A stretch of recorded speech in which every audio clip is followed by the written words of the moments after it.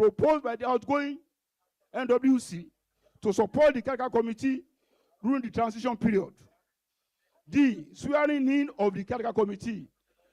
The new executive of the party will administer oaths of office by competent people at that NEC, attended by virtually all members of the NEC, including NWC. Following the adoption of the motions and ratification of the Caretaker Committee members by the ADC NEC, members were sworn into their various offices and necessary oath of office were administered. The entire process, ADC, ADC,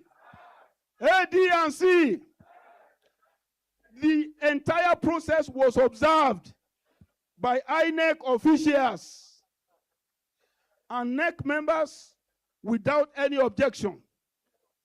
The report of this NEC meeting was submitted to INEC by Chief Raf Okenwosu and Alhaji Seidu Baba Abdullahi. It was on this basis that INEC recognized the new leadership and uploaded the principal officers on his electronic portal. From the foregoing, the former national chairman, Chief Raf Okenwosu, and the entire NWC were legitimately dissolved by the NEC of July 29, 2025, in accordance with the constitution of the party. No member, I repeat, no member of the former NWC of ADC therefore has any right or claim to any office thereafter. A dead horse cannot rise again. Such claim has any right at all to any office, because the body on which any office in that former NWC was premised has been dissolved, has evaporated. Legal basis for this, for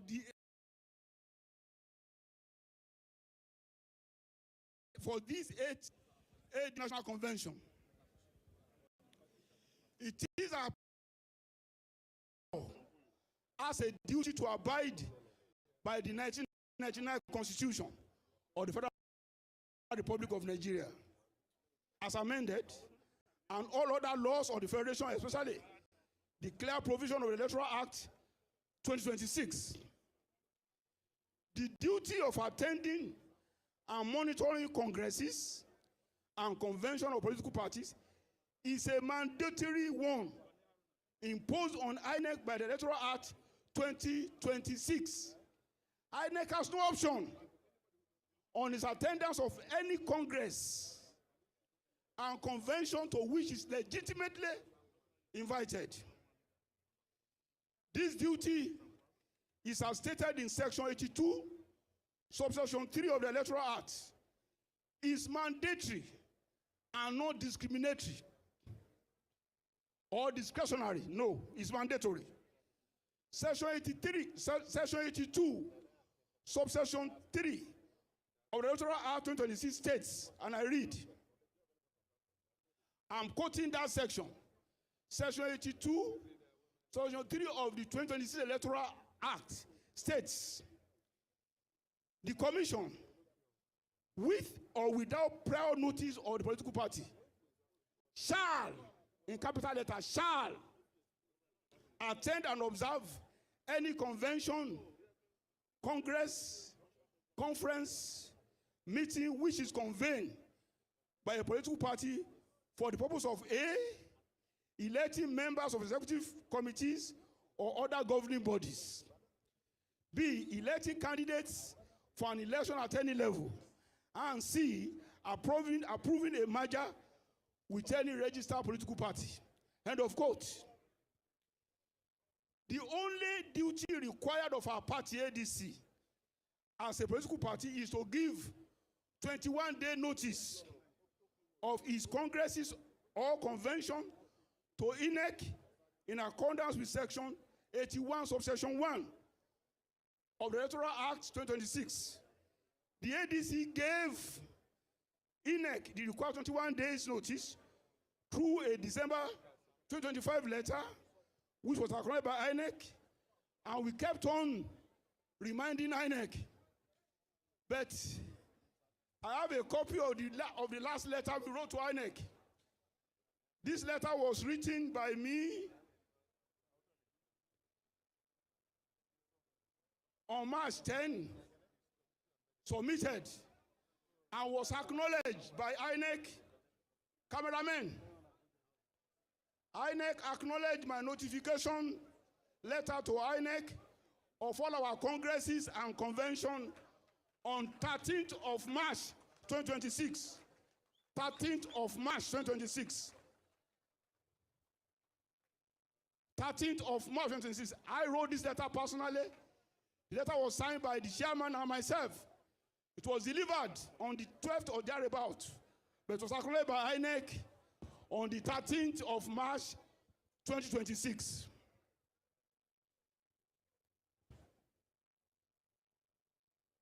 The only duty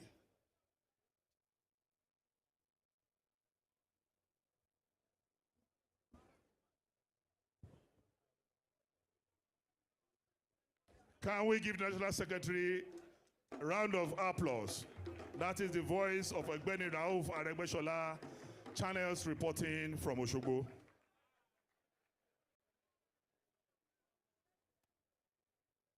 Dino, I'm in Abuja. The only duty required of the ADC as a political party is to give a 21-day notice of his congresses and convention to INEC in accordance with section 81, subsection 1 and 2 of the Electoral Act 2026. The ADC gave INEC the required 21 days notice since December 2025, which was acknowledged by INEC as a party. And we have been renewing that notice. The last one was the one I gave, and it was acknowledged by INEC on the date I showed you, 13th of March. 13th of April, sorry, 13th of April. 13th of March, I'm right, 13th of March. I'm right, 13th of March. As a party, we have discharged the responsibility required of us. And at this point, it is the duty of INEC to equally discharge his own constitutionally and lawfully assigned responsibility by attending and monitoring this convention. It's a duty. INEC, having failed to meet his lawful duty, is hereby declared a criminal and illegal organization. The decision of INEC to refuse to attend and monitor our convention amounts to dereliction of duty, bordering on a dangerously partisan outlook aimed at unlawfully delegitimizing the otherwise legitimate actions of our party, the ADC. The only condition that will warrant a congress or convention of a party to be invalid is contained in section 82, subsection 6 of the Electoral Act 2026. And I'm quoting, I want to quote. That section states, failure of a party to notify the commission as stated in section 1 and 2 shall render the primaries, convention, congress, and conferences invalid, end of quote. I am almost forgetting. We are equally required to supply INEC in advance with the list of committees to conduct the congresses and convention. And we are equally required by the law to give to INEC soft and hard copies of the registers of our members to INEC. 21 days before then. So on the 17th of March, we met all the conditions. All the conditions. This is the second letter conveying that. The letter was written by me, signed by the chairman and myself on the 16th, delivered and acknowledged by INEC on the 17th of March. This is it.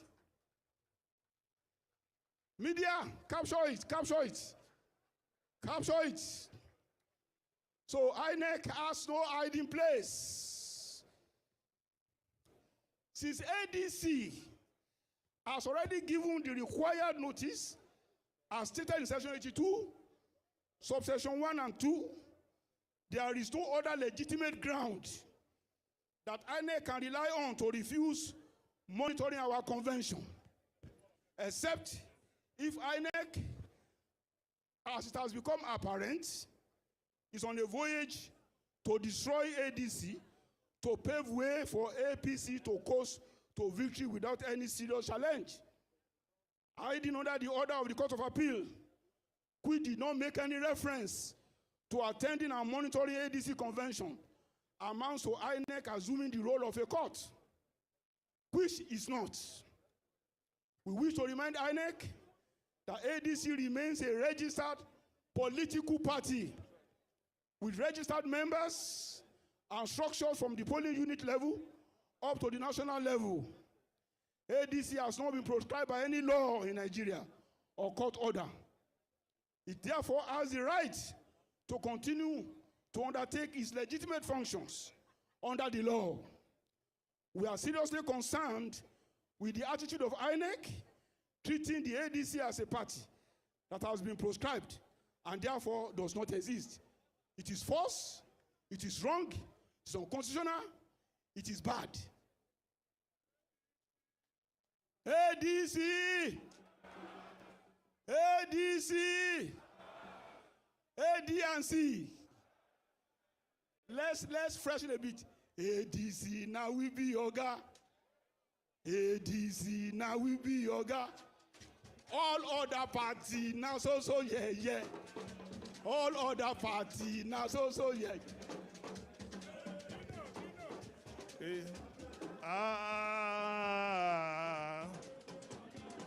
All other parties, now so yeah. All other parties, now so mumu. Thank you. APC come out for road to ADC na bulldozer. He no get break yo. APC na bulldozer. Na bulldozer. Thank you. Yeah.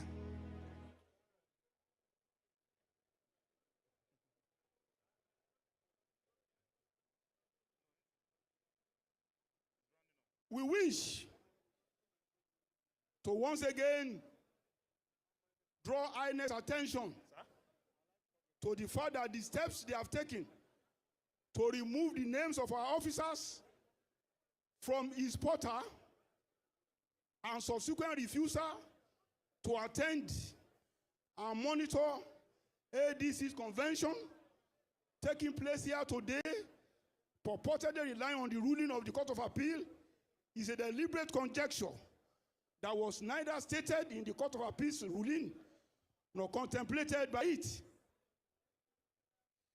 This conjecture is made solely to deny ADC's right to undertake statutory functions and legitimize his actions in order to pave way for APC to go into 2027 election without any credible challenge from the only opposition party that is capable of defeating APC at the polls in 2027. So far, ADC is the largest and most robust grassroots political party in opposition in Nigeria,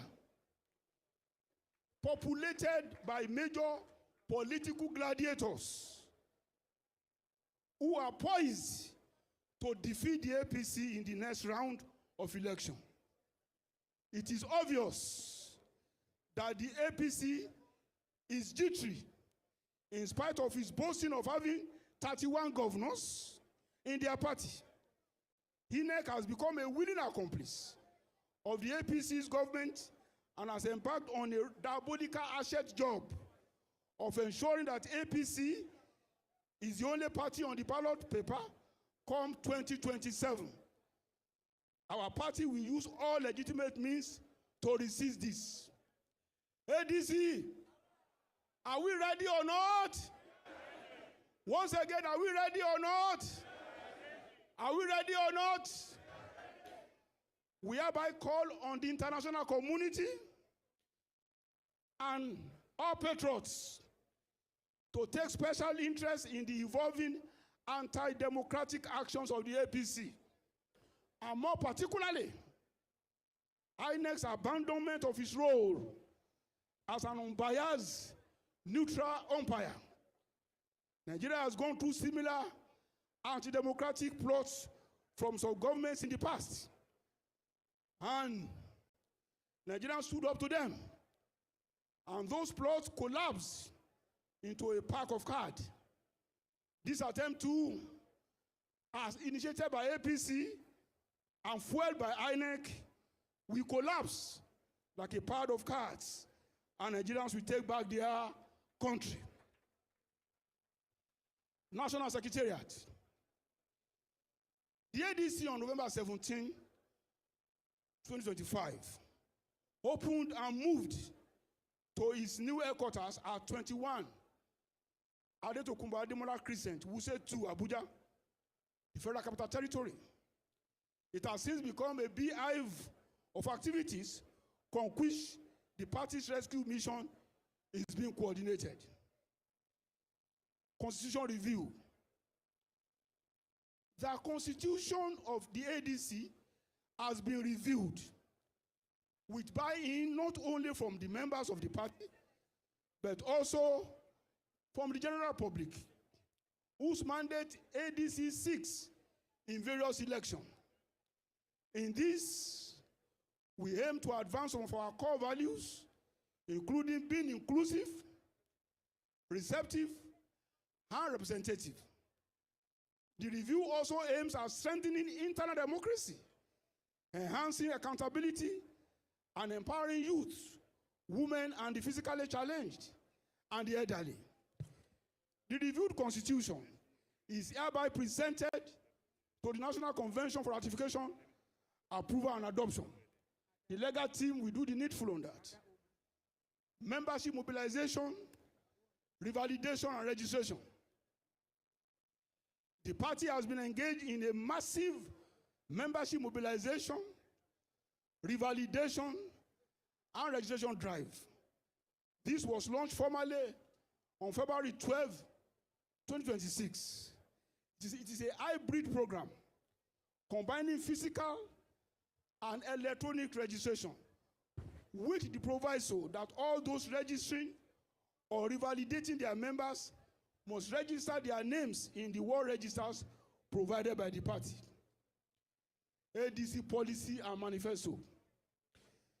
The party also finalized its policy and manifesto, which are designed to represent the aspirations of the various segments of the populace and ensure a service delivery to the Nigerian people. The Policy and Manifesto Committee submitted its report to the party on Tuesday, March 17, 2026. This has been presented to NWC and NEC, which have approved it, and it is hereby presented to the National Convention for ratification. The legal committee will take care of that. Election and primaries.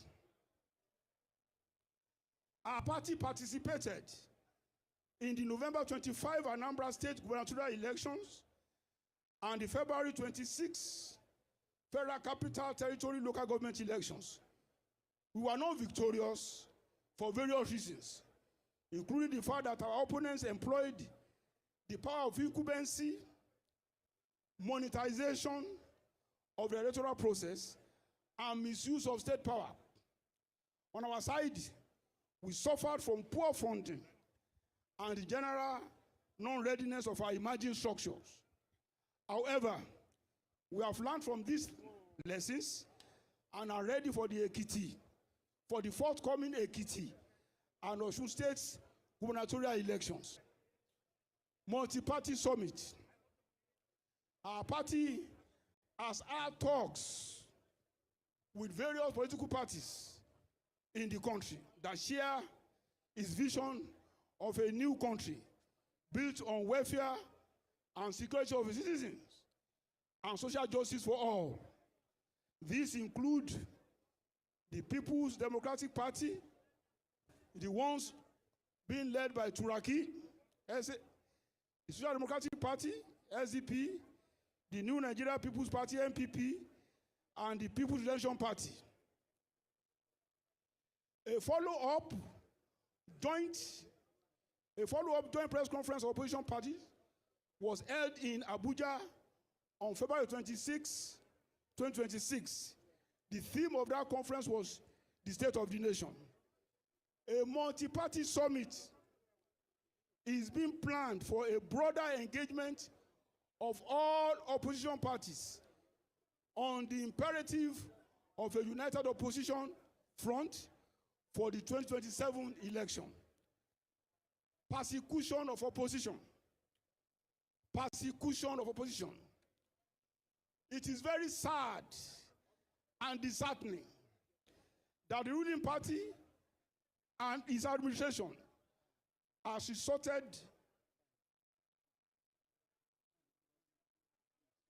It is very sad and disheartening that the ruling party and its administration has resorted to cheap blackmail and discriminatory persecution of opposition politicians and personalities. State agencies such as the EFCC, ICPC, DSS, MPF, etc., have been weaponized against the opposition and their members. Malam Nasir El-Rufai, Mr. Jimmy Lawal are languishing in ICPC detention on bailable offenses. Senator Waziri Aminu Tambua and Abubakar Malami's son are being aroused with charges and asset forfeiture. Scores of other prominent politicians are being scared with incriminating threats, charges, and crimes for either fraternizing with the opposition or planning to join the opposition. The list is endless. It has become a crime in Nigeria to be in the opposition or contemplating joining the opposition. Whereas these people, the people who are doing this in the current administration, claim to be proteges of Chief Obafemi Awolowo, a foremost principled opposition leader in Nigeria. It is doubtful if this claim can be justified in light of their acts in government. It is important to remind them of the philosophy of Chief Obafemi Awolowo. Awolowo defined opposition as an ideological, and I'm quoting him. Awolowo defined opposition as an ideological, and I quote, institutional conscience of the republic, end of quote. That was a quote of Awolowo's comment and statement in his book, Thought on the Nigerian Constitution. He said opposition is the institutional conscience of the republic. A democracy without opposition is an autocracy. Vibrant, principled, and determined opposition is the heart and soul of democracy. Nigeria must be a virile, multi-party democracy and must remain a republic. Nigeria must remain a republic. We say boldly and clearly, no coronation. Let's repeat, no coronation, no coronation, No, repeat. No coronation. No coronation. No coronation. No coronation in Nigeria. Nigeria will not tolerate a KBC in Aso Rock. We're a republic. We're a republic. Congresses and national convention. Don't panic. I'm rounding up. I'm giving the state affairs of the party. Congresses and national convention. The ADC polling unit, ward and local government congresses up to were held on Thursday, April 9, 2026. The state congresses were held on Saturday, April 11, 2026. The National Convention is holding now and today, Tuesday, April 14, 2026. The theme of this convention, as stated by the Chairman National Planning Committee, is so Nigeria will work for freedom, for security, and for prosperity. All these dates, timelines, and reports were in accordance with the party constitution ratified at the National Executive Committee meeting held on 25th of March 2026 in Abuja. Distinguished delegates, it is those who dare to stand up for principles that win. We dare to stand up. So victory will be ours by the grace of God and that of the Nigerian people. I welcome you all. As I say, APC come on for road, ADC now bulldozer. You know, get break you. Thank you. That was the epistle according to Ogbeni Rauf Aregbesola. Please, he deserves another rousing applause. And I want to particularly appreciate him for spending, so please, that's okay. I want to particularly appreciate Ogbeni Rauf Aregbesola that despite his age, he stood here for more than 1 hour unruffled, unshaken, and no stumbling like some people. Thank you very much. We want to appreciate the Senate Deputy Minority Whip, Senator Rufai Anga is here sitting in our midst. You are welcome. I also want to also appreciate Gbadebo Rose all the way from Lagos. Thank you very much. My brother Kenneth Okonkwo, I can see you in the crowd. I want to thank you for coming.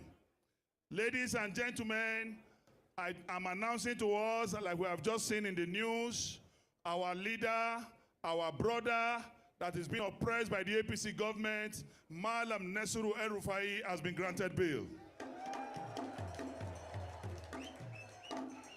So I know that Malam will join us anytime from now. Our spirit is with him, our solidarity is with him, and he will join us until we pull out the APC from government by the grace of God. Ladies and gentlemen, from today henceforth now, once you are tweeting anything about ADC, you push hashtag OTP. Everybody say OTP. OTP. So from now henceforth, anything you are tweeting about ADC, you put OTP. That is to say, one-time president. Tinubu is a one-time president. So anytime now, it is OTP. In Hausa, it is called Pale. Pale. In Yoruba, it is Ekon. Ekon Soso. Abinobiso. In Igbo, Abaribe. Eh? Otuonu. Thank you very much. So please, it's a one-time president. Before we move to the next item, I want to call on the Blazer Theater to entertain us for 2 minutes.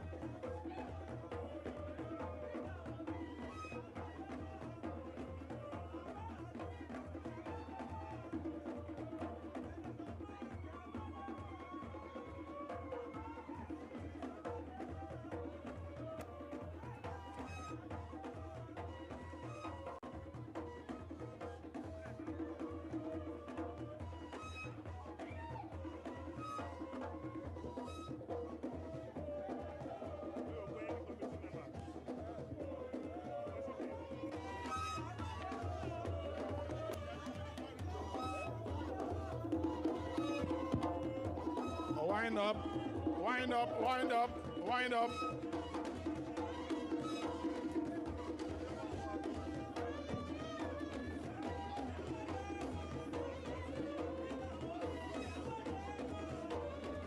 Thank you.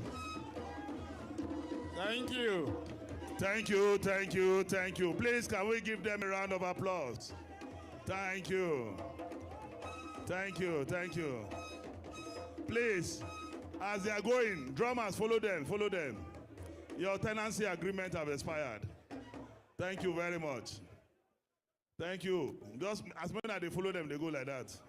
God bless you. There's no renewal.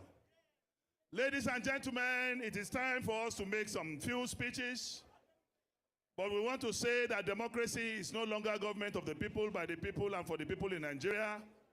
What we have in Nigeria now is government of Ahmed Bola Tinubu by Seyi Tinubu for the Chagoris. That is what we have today as democracy. Because the highest infrastructure project awarded in Africa came out of Nigeria, $13 billion. No tendering, no due process, just directly awarded to a Lebanese man. And we are now in a banana republic because the second highest title in this country is the GCON. President Bola Ahmed Tinubu took the GCON, put it in his briefcase, and traveled to Paris to decorate the Chagoris with what is exclusively reserved for the Vice President of the Federal Republic of Nigeria, the Speaker of the House of Representatives, the President of the Senate, and the Chief Justice of the Federation. He went to Paris to dash that out. Now we'll be calling to speak with us a man who has been working for a few days. We saw that he organized the state chapters to occupy INEC in various states across the country. He had a press conference against INEC, and we now know that what has happened to Nigeria is like there's a match between Man United and Arsenal. And in Nigeria, this match is between Man United and Arsenal, but unfortunately, the referee is wearing Man U jersey. So, you know definitely that it is an Ojoro game. Now, please jam your hands together as we listen to the voice of a young man, the national youth leader of our party. 2 minutes. 2 minutes. Thank you. Hey, Yawa go day. Hey, Yawa go day. If they no return our names, Yawa go day. If ADC no go back, Yawa go gas. ADC. ADC. AD and C. Distinguished delegates, esteemed elders, and fellow Nigerians, I stand before you with deep respect and clear sense of duty. And I recognize with honor the presence and contribution of our national leaders, distinguished Senator David Mark, who also doubles as our chairman, His Excellency Ogbeni Rauf Adesoji Aribisola, His Excellency Alhaji Atiku Abubakar, His Excellency Peter Obi, His Excellency Right Honorable Chikirotimi Amechi, His Excellency the spiritual leader of Konkosia, Dr. Rabi Musa Konkoso, His Excellency Mala Nasru El-Rufai, who is now a political detainee with Tinubu government. Okay. We stand on a crossroad where the energy of our youth meets the hard realities of our nation. Nigeria is not just a country on paper. It is the daily struggle of young people trying to survive rising costs and limited opportunities. Yet, in the face of this pressure, you remain strong. You keep pushing. You keep believing. We refuse to be a generation that only watches events unfold. We are the generation that steps forward to shape them. Even as our party faces threats, from court cases to restrictions on our gatherings and harassment of our members, we remain firm. Those challenges are real, but they will not break our resolve. The late Malam Aminu Kano taught us that politics must serve the people, not exploit them. That message speaks directly to our moment. President Bola Ahmed Tinubu is exploiting us. He is recklessly borrowing money, he is recklessly spending the money, and he is recklessly taxing us. So this is a message for him. Nigerian youth are telling you that by 2027, we are going to recklessly vote you out of the villa. Thank you, thank you, thank you, thank you. Okay, finally. Thank you. We have other speakers and We owe deep gratitude to our founding father, Chief Rav Oke Nwosu, whose steady leadership kept this party alive through difficult times. He showed that the ADC is not just a party, it is a movement built on discipline and belief in Nigeria. To our elders and leaders, we say thank you. You created this platform. You protected it when it was very difficult and not easy. Now the responsibility shifts to us. We must build on the foundation you put. We must take this movement to every street, every campus, and every community. As we leave this convention, we carry one clear task: move from words to action. Organize at every level, engage your communities, hold hope. It will change because we act with purpose and unity. The question before every young Nigerian is simple: will you step forward or stay on the sidelines? Thank you very much. Please, a round of applause to the National Youth Leader. Thank you very much. Next is the woman of value, a product of the best university south of the Sahara, north of the Limpopo, Ahmadu Bello University, Zauzau. Now let's listen to the voice of a publicist and the national woman leader of our party, Mrs. Naomi. Please, she deserves some round of applause. Women. Nigerian women, blow your trumpets. Blow it loud and clear. Can I have women support me? Nigerian women, blow your trumpet. Loretta, please come here. Loretta, please. Senator Kingibe is also here. Great women of Nigeria are here. I'm not speaking only my voice, I'm speaking for all of us. So please, let me have some women come on stage. Come on stage. Let them know that we have the women here. Even if it's for 1 minute. Come on stage with me, please. Yeah, blow it loud and clear. Nigeria women, blow your trumpet. Of course. Blow it loud and clear. Nigeria women, blow your trumpet. ADC with men. No intimidation. No harassment. harassment. Let's blow our trumpet. Let's blow our trumpet for the world to hear, for the world to see, for the world to know. ADC has come to stay. ADC has come to stay in Nigeria. Yes, thank you. Thank you so much. Please, Your Excellency. all of us, the women, we are now outside. Please, your speech. Your Excellency, the chairman of our great party, former governor, former distinguished senator of our great country, and chairman of this party, His Excellency, Mr. David Bonaventure Mark. Your Excellency, the former vice president of our great country, an encourager, a listener, Atiku Abubakar. Your Excellency, the National Secretary of the ADC and former governor of Osun State. All right, I'll skip the protocol, but let me greet my secretary.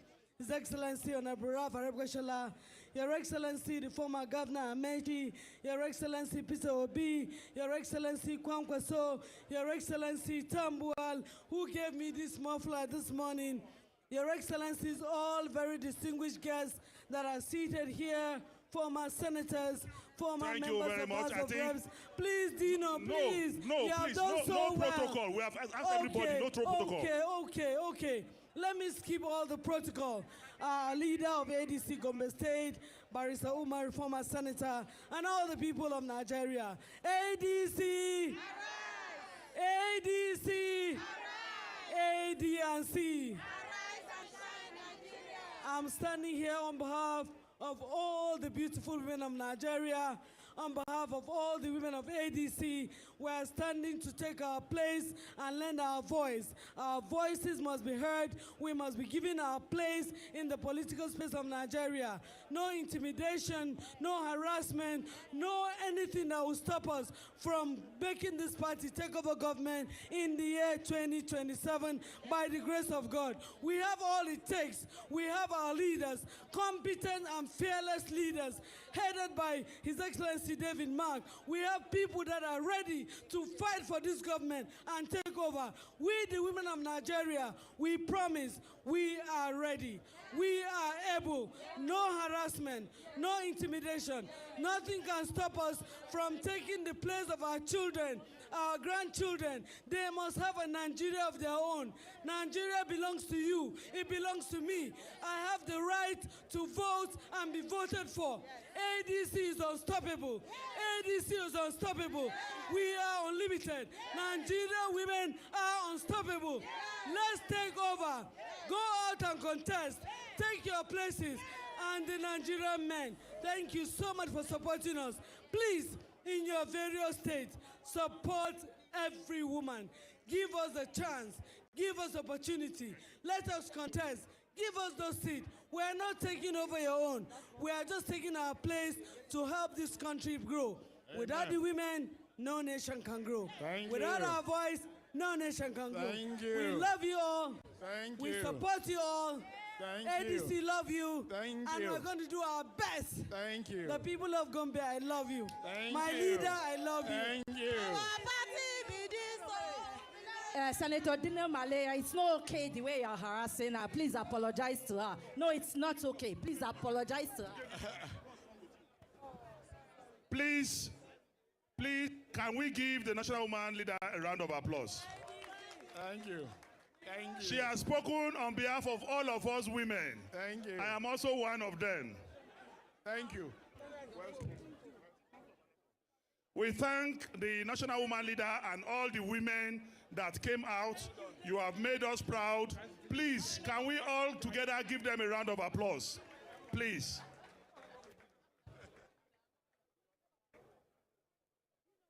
Thank you. No, you did well.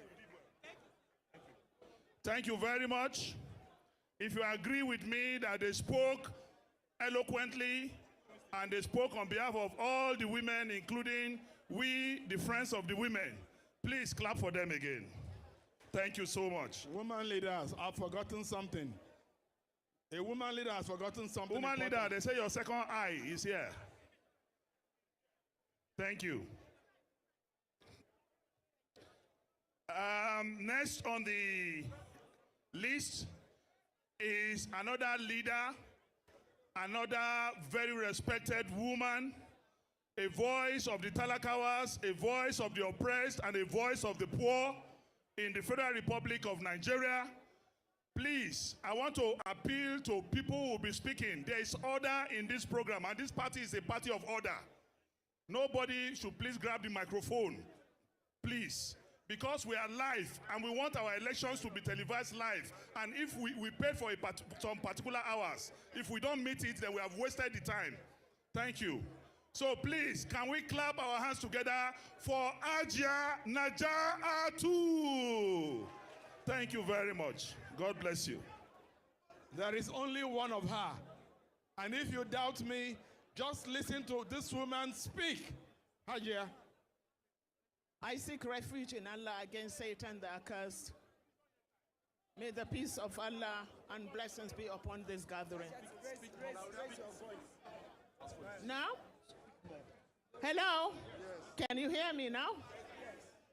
This is the beginning of the beginning of dismantling a government led by a mafioso. This is a government that is led by a mafia boss. So when a mafia boss is leading a country, he siphons everything, primitive accumulation. He dismantles every institution. You cease to have a government. Everything begins and ends with him. All institutions are headed by his cronies. For him, and for him, and for him. So today, we are saying that the ADC is the engine that will be used by Nigerians to salvage Nigeria. We have no choice. When they say it's ADC versus APC, I say no.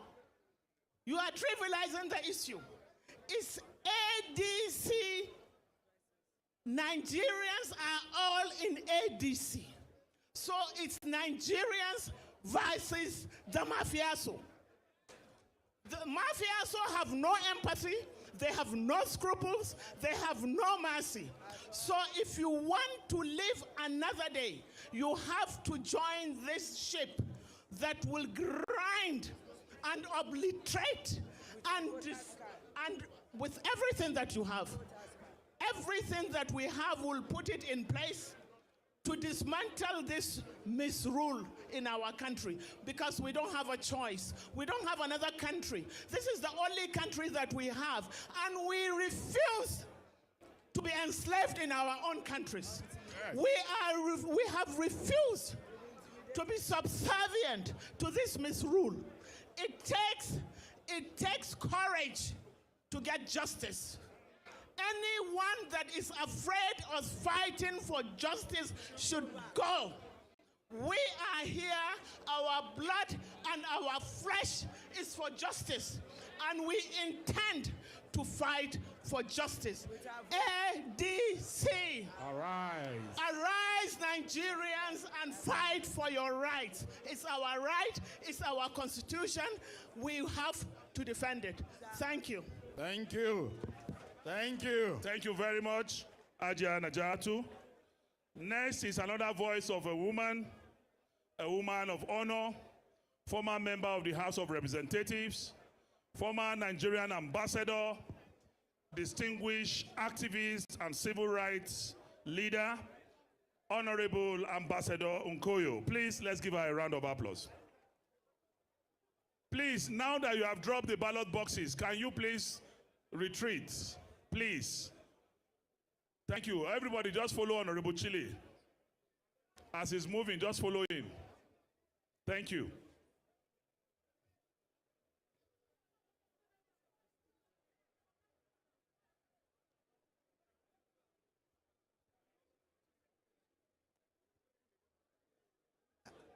Excellencies, leaders of the ADC, distinguished members, ladies and gentlemen, I stand here as a former ambassador to also speak about the relevance of the foreign policy of our country. Never in the history of our country have we seen a situation where we have reduced the foreign policy of our country to what we see it today. If you ask an average Nigerian, what does the foreign policy of the country stand for? I am sure there are very few people that can point their hands to what exactly we have been able to achieve in the last 3 years. When we say that the ADC is here to rescue Nigeria, it is not only rescuing us as people, it's not only rescuing us as a political party, it's not only rescuing the future of women and youth, it is also rescuing our reputation within the international community. Today, Nigeria is seen around the world as a country led by persons of questionable character. It is difficult for you to speak about a foreign policy in the face of that kind of representation. We have never seen the kinds of persons that have been sent out of our country today as ambassadors. Certainly we cannot call them ambassadors because they do not speak for who those of us in this room represent and stand for. Therefore, as we speak about rescue, as we return to the virtues of being a plural democracy, one that seeks to redefine the future of our country, we must begin to ask the question, what does Nigeria represent in the community of nations? How is Nigeria seen in the face of the daunting insecurity, in the face of the loss of relevance in ECOWAS, our neighboring countries and partners? Look at the way we lost 3 countries to ECOWAS under the rule of the APC and under the rule of the present president. In Africa, where we used to say that Africa is the center place of our foreign policy, we cannot speak of that foreign policy or that position as we used to do in the past. Nor can we even reference ourselves as the giant of Africa anymore. Today, our communities are ravaged, our unity is questioned, our identity is scattered all over the place. We send ambassadors out and they are returned back to us as not fit for the job. It tells you a lot about the country in which we live today. Therefore, I join all of us in welcoming both the Constitution and manifesto of our party, and to say that in the manifesto, we look forward to a very progressive future for our country. Blessed be the ADC. ADC! ADC! ADC! Thank you very much, Ambassador Nkoyo, for that brilliant presentation. Ladies and gentlemen, I wish to announce the presence of the fine boy governor, very articulate, former governor of Cross River State, Donald Duke is here. Thank you. Thank you very much. And also, I can see my brother all the way from Delta State, Chike Okogu, who is leading the challenge in our party. You're welcome, sir. Distinguished ladies and gentlemen, time to invite another Amazon today. Microphone. Can we please put our hands together for the senator representing the FCT in the National Assembly, Senator Ireti Kingibe. Please put your hands together for her. I can't hear you. Please put your hands together for her. Yes. In this party, there is enough room for the women, and they will allow to continue to blossom. You're welcome, Your Excellency. Most distinguished.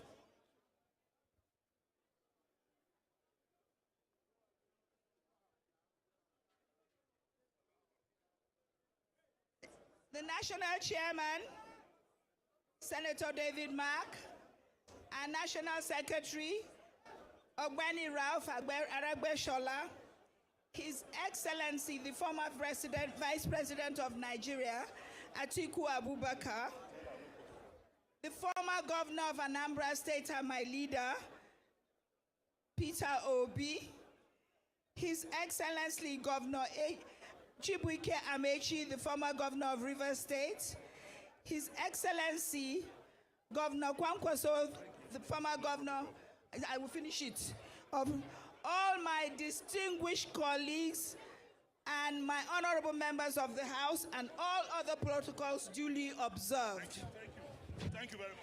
I stand here on behalf of the African Democratic Congress National Assembly members. As National Assembly members, we are custodians of the law and the watchdog of democracy.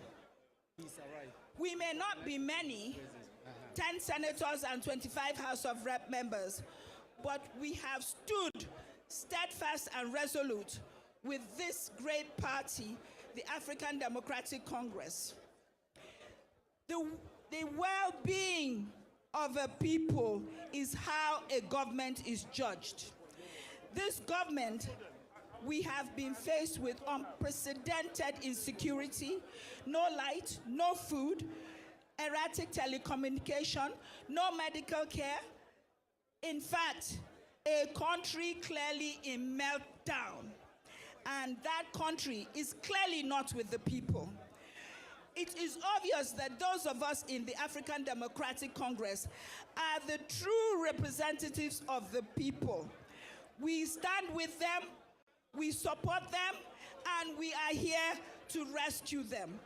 A vibrant opposition is critical and vital for democracy.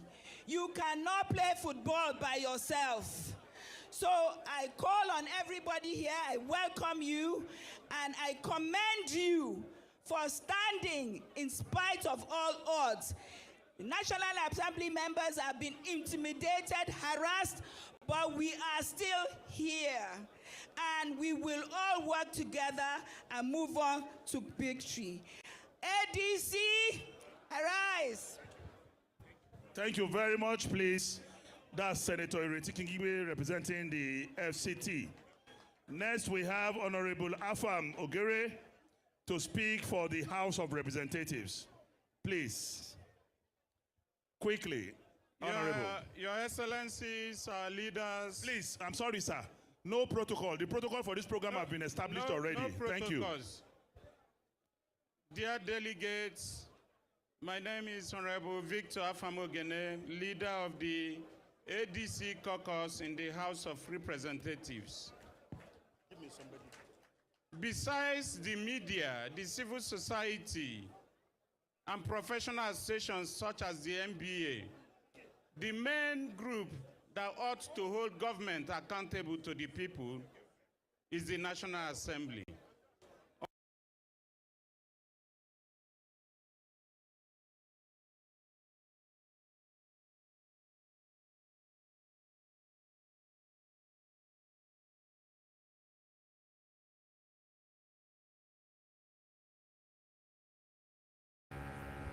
What is going on? Arise. Not uncles.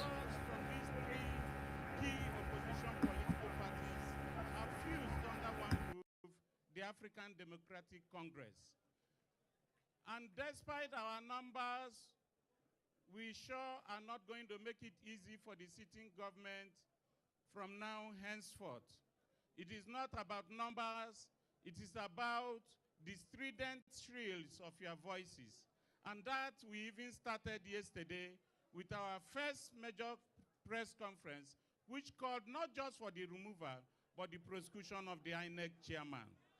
I want to say on behalf of my colleagues that the sweat we are having here today, and if possible, our bloods, will be put to reinvigorate our democracy.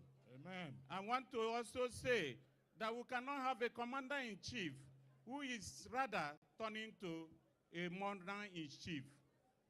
Finally, let me also remind those who are in government that the Nadeko route that we all opened to defend democracy, the wrong that you are doing today should inform you that you should leave those routes open when the tables turn in 2027. I thank you. ADC! ADC! ADC! Thank you. Thank you very much, Honorable Afam.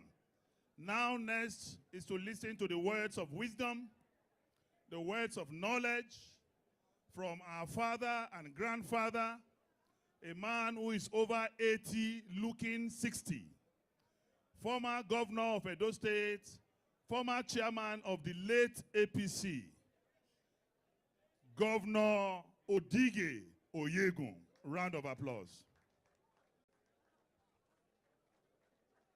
We are ADC.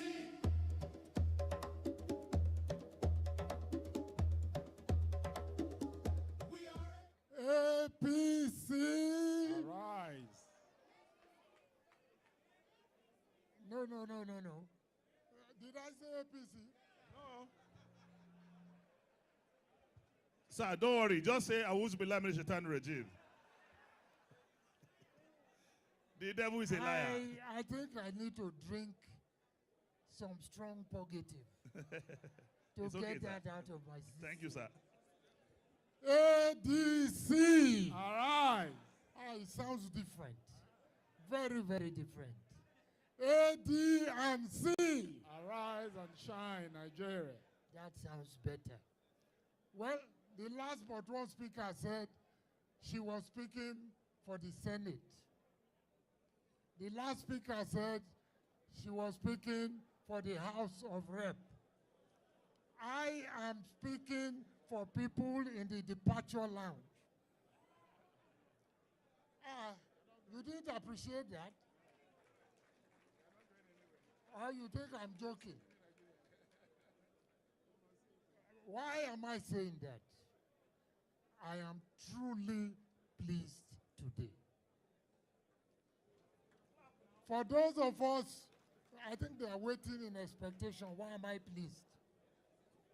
For those of us who were in this thing at the very beginning, 3 people meeting, 5 people meeting, then 10 people meeting, all sorts of proposals, all sorts of suggestions, all sorts of directions, to see the magnificence that I can see from this rostrum.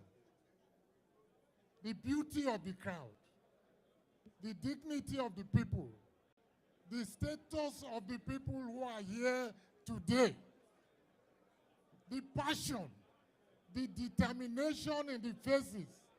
Yes, I truly now believe that the people of this country have decided that enough is enough.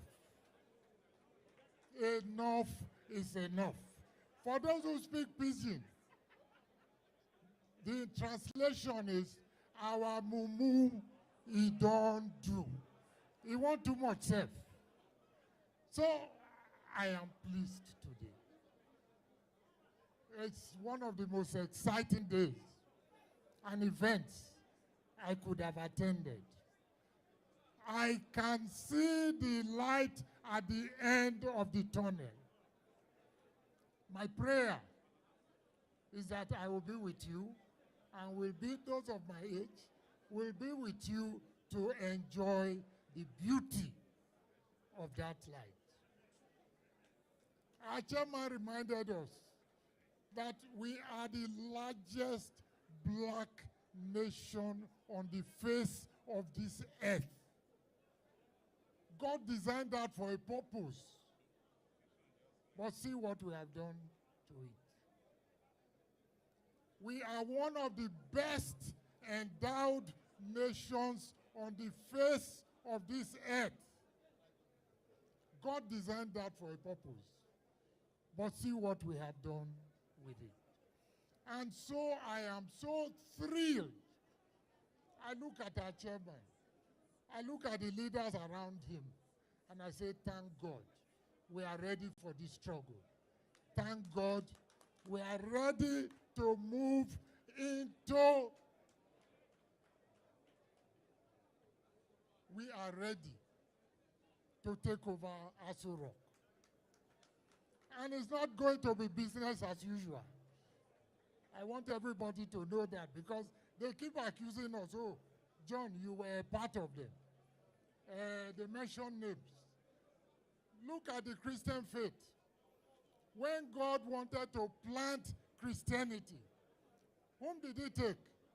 It was Paul, the greatest persecutor of Christians. That is the person that he chose.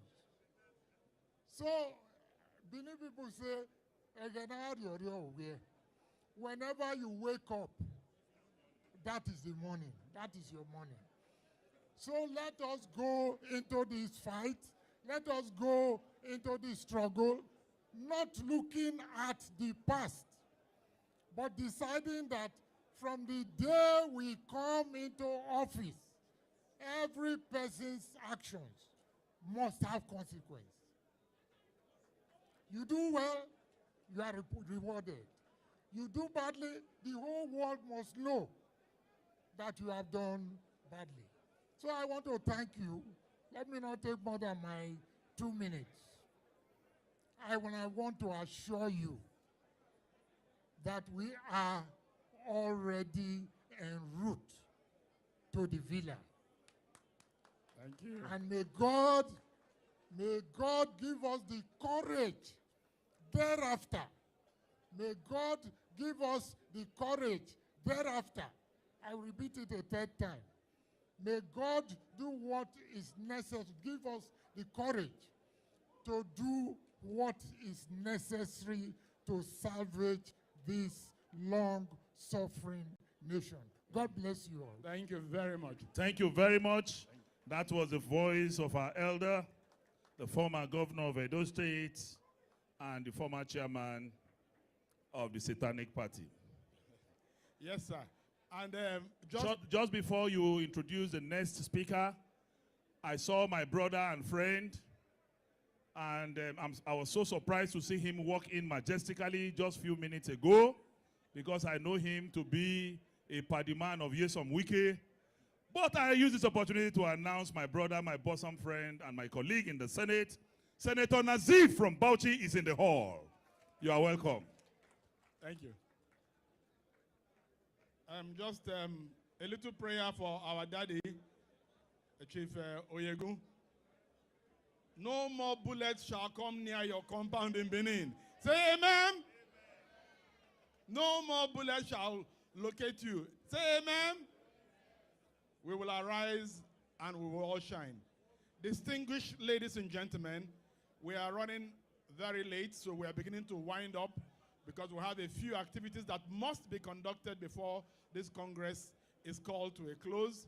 But permit me to also remind you that this party is so big that it accommodates everybody. It's the most inclusive party in Nigeria. And on that note, let me invite my friend and my brother, Chief Chike Okogu, who is ably represented the challenge in our society. He may not be able to climb up to the stage, but I will take the microphone to him. So please, ladies and gentlemen, put your hands together for Chike Okogu to speak for special citizens of the Federal Republic of Nigeria. ADC! ADC! Arise. AD and C! Arise and shine. Nigeria. I'm so overwhelmed. I'm so short of words, but here it is. Nigeria, arise. Persons with disabilities, arise. On the 15th of December 2006, on my way to the Abuja airport, I survived a motor car accident that left me paraplegic. And since then, I've not been able to stand up and walk. But guess what? I am arising and shining today. Governor Donald Duke, please, can the cameras go there? I say a big thank you, sir. January 2007, 2 months after my accident, we spoke when I was on admission in South Africa. And he said, Chike, if you do not rise and come here and put CNN and Tinapa on the map, you will not rise and walk. And I flew back on a stretcher to get Tinapa to cover CNN, to cover the opening of Tinapa. And that began the beginning of my journey here. Daddy Atiku, thank you so much, sir. In 2003, In 2004, when we were launching people against corruption, then now Professor, I remember his name. You sent us his support, Chumachi and I, and we launched people against corruption. In this hall, I can go on. Ogbeni Ralph is here. My daddy, the Senate president, was here when we were in Shopee. Daddy gave us all the support that we needed. Thank you very much, sir. I can go on and on. Governor Mechi is here. My big brother has... What I'm trying to say is that ADC is such an accommodating party. Chief Ralph Nwosu, thank you so much. Because you all made it. Olumide Akpata is here. Chief Great Oboru is here. My daddy is here. Chief Oyegun. I can go on and on. All of you did not see disability in Chike Okogun. You saw ability in me. And ADC as a party sees ability in this young man that is seated here. There are so many of us out there, but because of the crowd, we cannot come forward here. Because in the event of a stampede, anything can happen. But as Nigeria is today, 12 years ago, petrol was 197 naira per liter. Today, it is 1,300 naira per liter. Say OTP. Senator Dino, am I correct? OTP. OTP. Today, dollar is 1,400. 12 years ago, it was how much? 140 naira. Say OTP. OTP. Persons with disabilities have been abandoned. Nobody is looking at our case. Expensive. You know, do you agree with me? Please, can the camera go here? Everything is expensive for us. We cannot get medication. We cannot get our appliances. We cannot even get electricity to charge our wheelchair. Everybody say OTP. OTP. And on this note, I say a big thank you, ADC, for this opportunity. One PWD vote is 5 extra votes because we have our wives, our children, our support systems, our carer. So one PWD is equal to 5 extra votes for us. Let's go there and drive these people away. Thank you very much. OTP. OTP. Otoge is enough. Yeah, Isa. Please, I want to appreciate the presence of Senator Lawal Adamu Usman, representing Kaduna Central.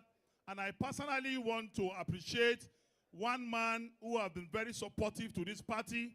Just few days ago, great, don't leave yet. Few days ago, he supported this party immensely, and Governor Amechi can attest to that.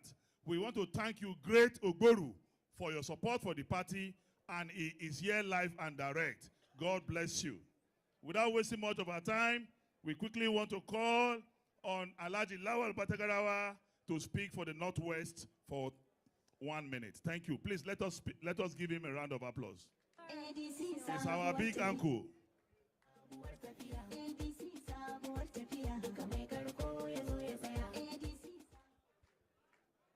ADC, ADC, ADNC. Mr. Chairman, distinguished ladies and gentlemen. Mr. Chairman, distinguished ladies and gentlemen. The journey that was started about 2 years that culminated in us having this convention is a testimony to the hard work put together by the senior leadership of ADC within the party and outside the party. Now, this hard work is a testimony that we are going to win the election of 2027. I didn't hear anything. We are going to win the election of 2020. All right. Now, the second component is that the people who can put this amount of hard work to bring us to where we are today, you can sit comfortable. They have the capacity to put the hard work to take us out of the crisis we are in all across the country. The crisis of insecurity, the crisis of education, the crisis of the economy. So, the people of Nigeria, I call upon you, come 2027, come out in mass and ensure that APC is totally, completely, and absolutely defeated in the election. Thank you very much. Thank you very much, our uncle. Thank you, sir. As an inclusive party, we want to recognize the immense support we have from the Igbo land. Igbo kwenu? No, I didn't hear that. Igbo kwenu? It's not enough. Kwezuonu? If you have party stalwarts like Emeka Ehedioha, if you have party stalwarts like Senator Sam Egu, if you have party stalwarts like His Excellency Peter Obi Okute, Igbo kwenu? So to speak on behalf of the Igbo race, permit me to respectfully invite a former governor and a distinguished senator of the Federal Republic of Nigeria, Dr. Sam Egu. Distinguished Senator Sam Egu. We use this opportunity as we are waiting for His Excellency to recognize Comrade Alhaji Aminu Gwarzo, former Deputy Governor of Kano, who has been with us since the beginning of this program. Please, can we give him a round of applause? We also have, here we are taking her for granted, the Amazon of the party, beautiful, elegant woman, who is the Deputy Secretary of the Planning Committee of this convention, Princess Ada Ogbu. Please, let us give her a round of applause. For those who want to see her, because I said she's beautiful, you can stand up and wave them. Stand up and wave them. Thank you very much. But you only dollars, please. Yes, Uncle Sam is stepped out. May we use the opportunity to call the Kakaki of the Talakawa and the man who speaks the truth to power at all times, Comrade Buba Galadima. ADC sabuwar tafiya, ADC sabuwar tafiya, ADC sabuwar tafiya, duka mai karko ya zo ya tsaya. ADC sabuwar tafiya, sabon fatin mu ne su kwaya. ADC sabuwar tafiya, abu ga kaɗa na ce a raya. ADC sabuwar tafiya. Wahala deo. Oga, you will speak for only 1 minute. Because if we leave you with the microphone, we will close tomorrow. Make it short, simple, and to the point. Put your hands together for Buba Galadima. ADC. I can't hear your voice very well. ADC. ADC.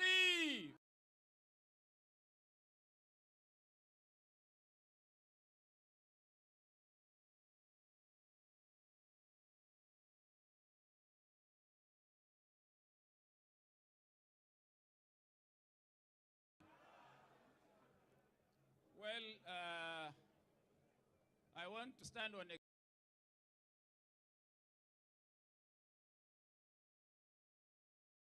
existing protocol, and you know I was told that I have only 1 minute to speak. It seems like I have already taken more than 59 seconds of the 1 minute given to me. However, I want to speak on an area that nobody has touched. That is to say that yesterday, around 1 o'clock, today, 1 a.m., we got a message that this venue that was acquired for this convention was actually cancelled because the owner was threatened by the powers that be that if he allows us to be here, they will revoke his certificate of occupancy. And the person with whom I was sitting asked me for my opinion. And my opinion was simply that even if Abuja will burn to ashes, today we will hold this convention in this hall. And so we did. This is a test ground. Have we not held this convention today here, they may not even allow us to campaign in Nigeria. So it is important that nobody in this country should set the face on how our political behavior should be. That we must exert ourselves, whether they like it or not. And secondly, I want to touch one very important point. We have seen that the APC and its government has tried to destroy the PDP, the SDP, the NNPP, the Labour Party, and indeed the ADC. But what I want to remind them of is that even if there is no living human being in Nigeria, and we bring a corpse in a coffin and put him against President Tinubu, I assure you that that corpse will win the elections in 2027. So any attempt to intimidate or to frustrate us, we must stand and say no. It is only our no, and it is only our resilience, our boldness, and our courage that will deliver us from these mafioso people in government. Thank you, thank you, thank you very much. Thank you, Alhaji. From 1 minute, you took 3 minutes, but that's allowed, sir. Distinguished ladies and gentlemen, we have another big fish in the house. And I'm glad to announce that one of the new catches of the ADC is from the very, very important state of Kano, a gentleman who has run for governorship on the platform of this party before. Join me to welcome Alhaji Gawuna. You're welcome, sir. Alhaji Gawuna is here, former deputy governor.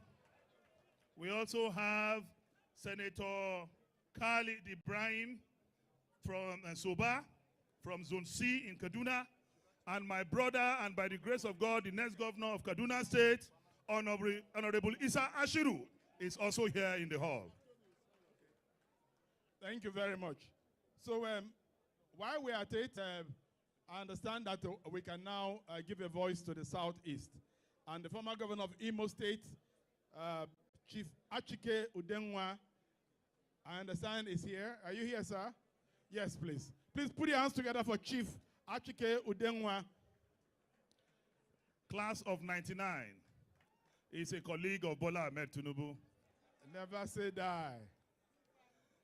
And we want to use the opportunity also to appreciate all members of the board of trustees of our party. We appreciate you. We appreciate your guidance. We appreciate your service to the party. ADC. Are you tired? ADC. AD and C. I want to thank all of you who have come from near and far to witness today a new beginning in the life of ADC.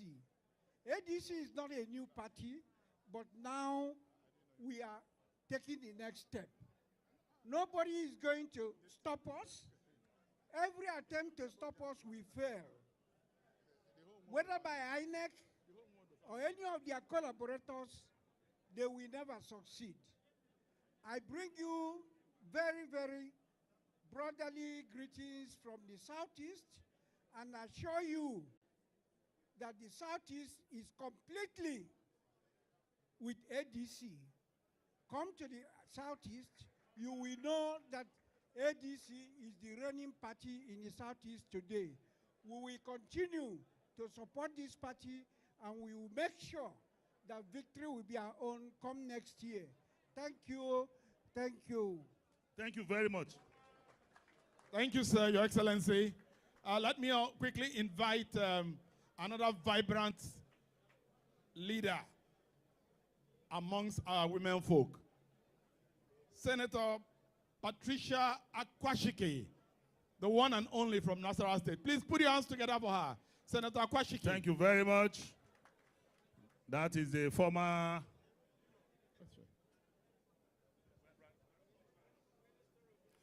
Thank you. Women, I thought you would clap for her. Thank you. Yes, please put your hands together for her. My colleague women, please, this is one of our own. Thank you very much, Senator Akwashike. And also, she was a former Minister of State for Information of the Federal Republic. Senator Akwashike, please, we need you at the microphone now. And once again, everybody standing on existing protocol. So shoot your shot.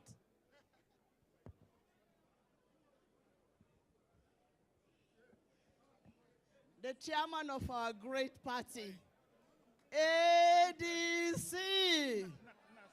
ADC. I want to give glory to God for a day like this. When everything started, it looked so gloomy. We didn't even know where to turn to. But in every situation, God has changed it and turned it around for our good. Today, I want to stand here and say, I am very grateful. I want to recognize, first of all, Chief Ralph Nwosu. When we were in the party, he had always said, one day we will be at the villa. And when he said that, I looked at a few of us and wondered how we would get to the villa. I didn't know that God was planting something small that will magnify to this level. So we give glory, and I want to appreciate Chief Nwosu very well. Thank you very much. I want to say congratulations and thank you to all the organizing members who have put this thing. This looked like an impossible thing to happen, but you people worked so hard. So I want to sincerely appreciate you people today. ADC will grow from strength to strength. I think when they started shitting in their pants, I beg my language, it was when Kano came out, when Konkosia movement shook this country. They knew they were in trouble. And that is why they all turned against ADC. We thank God for today, and we pray that when we all live here, we will get home safely. Thank you. God bless you. Thank you very much. ADC. Thank you. Senator Patricia also doubled as the National Deputy Chairman of ADC in Nigeria. I will use this opportunity to console and condone with you over the recent loss of your brother. May his soul rest in peace. Amen. Thank you. Ladies and gentlemen, I want to invite now to the microphone the friend of the young people of this country, the former speaker of the House of Representatives, who became an Igbo man, so that he became an Igbo man before becoming the Speaker of the House of Reps. He nicodemously entered the chamber when he was to be elected as Speaker of the House of Representatives. He then became the governor of Sokoto State for 8 good years. And today, one of the few senators that have refused to sleep with Potiphar's wife, or Pharaoh's wife. He refused to eat from the pot of the state. Ladies and gentlemen, let us listen to the voice of Aminu Waziri Tambuwal. ADC, arise and shine. ADC. Well, distinguished delegates, my countrymen, we are in very interesting times in Nigeria today, where pseudo-democrats found their way to power. And they are today manifestly exposing themselves. My appeal is not to the members of the ADC for now, but to those who are living and heading our institutions, particularly and of very, very concern to me, the judiciary. Let me remind those of you who are living today of Justice Eheme that was used to truncate June 12th. Yeah. Let no judge or Eheme, let no judge or justice allow himself or lend himself to be used to destroy Nigeria. History is taking note of our roles as individuals. Our children and grandchildren are looking up to us to save this country. And those of you that are in privileged positions should be accountable and bear in mind that wherever you are writing your judgments or rulings, even if there is no any individual by your side, God Almighty is watching over you. And God Almighty will be the ultimate judge on the day of judgment. So be wary of those individuals or people that will be talking to you to influence you to undermine our judicial system and undermine our country and undermine democracy. The next set of people I will appeal to are the people seated here. When we started, it's not possible. They cannot come together. Today in this hall, Vice President Atiku Abubakar is seated. Today in this hall, Peter Obi is seated. Today in this hall, Kwankwaso is seated, and Governor Rotimi Amechi is also seated, and many other leaders. It is about unity of purpose and vision for this country. It is not about an individual. It is about our vision and collective desire to rescue Nigeria. No sacrifice will be too great. When that time comes, all of you, our leaders, will speak to you as your children, will speak to you as your brothers, will speak to you as court travelers, that it is about this country and not about an individual's ambition. We must all work together towards a common mission of rescuing this country. And ADC is that platform. We must therefore work towards preserving the unity of this platform and working towards ensuring that we achieve that objective. Thank you very much, and God bless you all. Thank you very much. That was very, very motivating speech from Aminu Waziri Tambwal. And with the fluency with which he delivered that speech, we know that you were a speaker. Thank you very much. Quickly now, we are rounding up. May I call on Alhaji? Yes, please. Adamu Mena Waziri to please come and speak.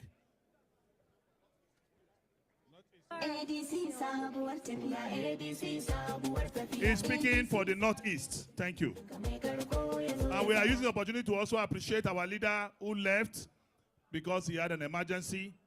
Alhaji Kashim Imam, who has contributed tremendously to the development of this party. He has been very sacrificial, and we appreciate his service to this party. Thank you. Now the voice of Adamu Mena Waziri. ADC. Raf. ADC. A and D and C.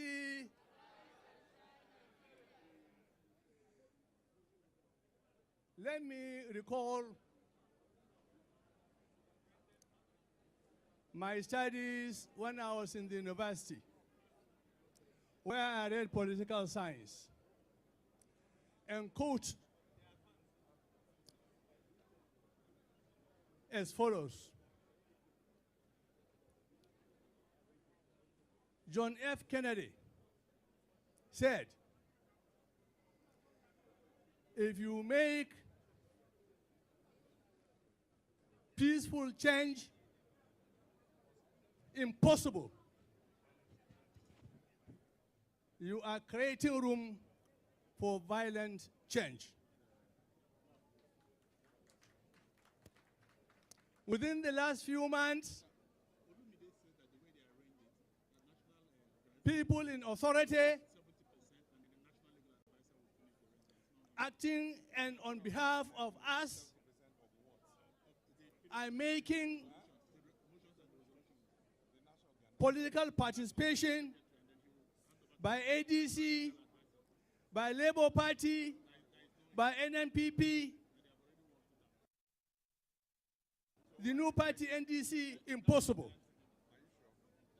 We are very soon going to cross the threshold where we will decide to lead the march.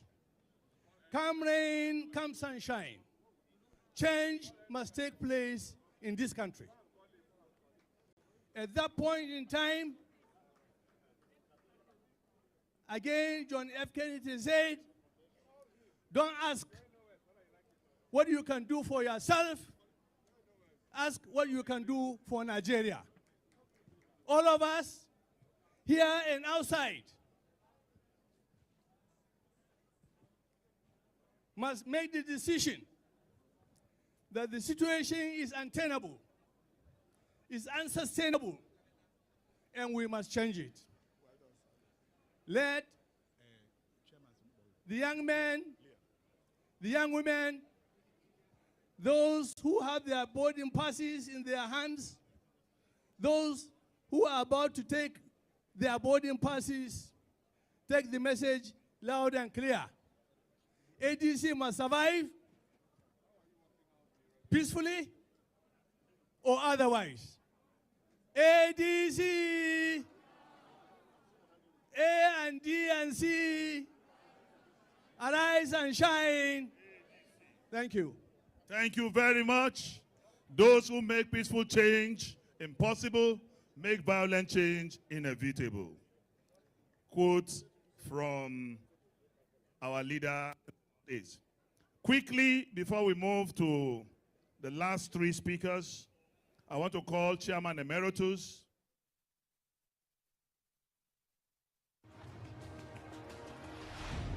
You've been watching an Arise News live coverage.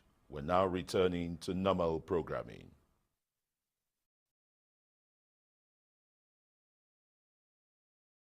We start seeing the mystery in. Yeah, and that's why quiet luxury is coming back, because people are not like, and I think it's probably going to happen over the next few years, because we as humankind.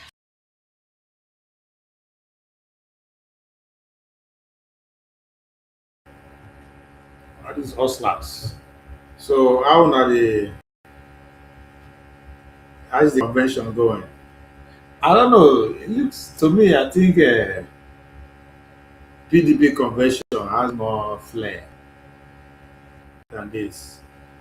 APC was MAGA, of course, that's expected because of they had to employ all the apparatus of the states to give it the flair that he had. But I think PDP had a better show, considering where they are coming from. What I mean, where they are coming from, everybody don't write them off. That the party is dead. And even with the fracas within the party, they still managed to put up a show. Now like one man show, but it's still, which is only Wiki put up that together and still make more. So I don't know. APC, the noise was too much. I expected more. I expected more from what I'm seeing. They just look like unserious people. They spend the whole time talking about APC. They, crying how APC is making things happen. I mean, these are just buying time speeches, and they're just buying time. They don't trust themselves. The article, the OB, all of the couple, they don't trust themselves. So they are just rolling by, waiting for the time. That's what I'm seeing here. I like Tabawa's speech, and although I didn't start from the beginning, so I know hear some people's speech, but I don't know. There's nothing. There's nothing. Nothing surprised me yet. Nothing. Nothing. There's nothing. I think Obi interview yesterday was even more interesting. But again, I don't know who don't speak. I don't know why Atiku don't speak. I don't know why Obi don't speak. So maybe they are keeping their superstars. Because I don't know why they don't speak. It could be they are keeping their fireworks towards the end. Wait. These motherfuckers just decide to switch like that. Let me see if another if I can switch. Maybe they just arise just a fuck around.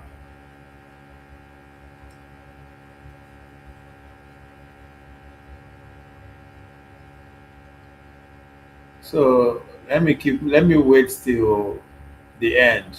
I think maybe the big boys in the house, they never speak. So maybe that's where the fireworks is gonna come from.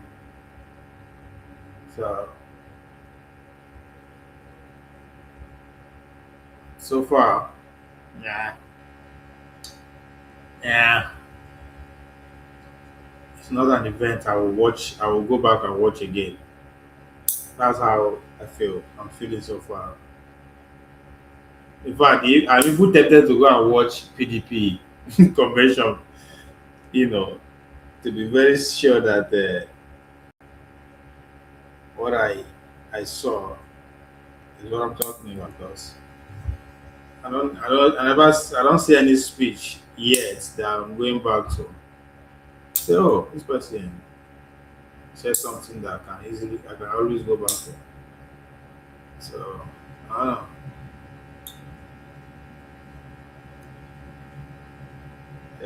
Complain too much. Just to talk about the opposition. I don't know. I don't know if that's gonna sell. Again, their slogan is ADC, arise and shine, shine arise. Doesn't even make sense. It doesn't sound like people who are serious to take power. When APC was put together, you see their slogan. Very simple, short and simple. Change. Change. Change the government of the day. That was pretty much what it was about. The Nigerians know what kind of change. But they don't believe in that change. As far as this government is concerned, it gotta go. That was a good luck government. So with all this noise around Tinubu government, how bad it is and all that, I don't see them. I never see any direct message that will say, okay, this man, this speech, this maybe something to pay attention to. This convention, man, that's a PDP convention. I enjoy and pass. Niger man, I no go lie. I have a better time. I don't know. There's nothing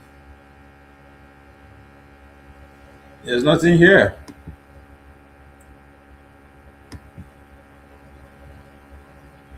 I don't see anything.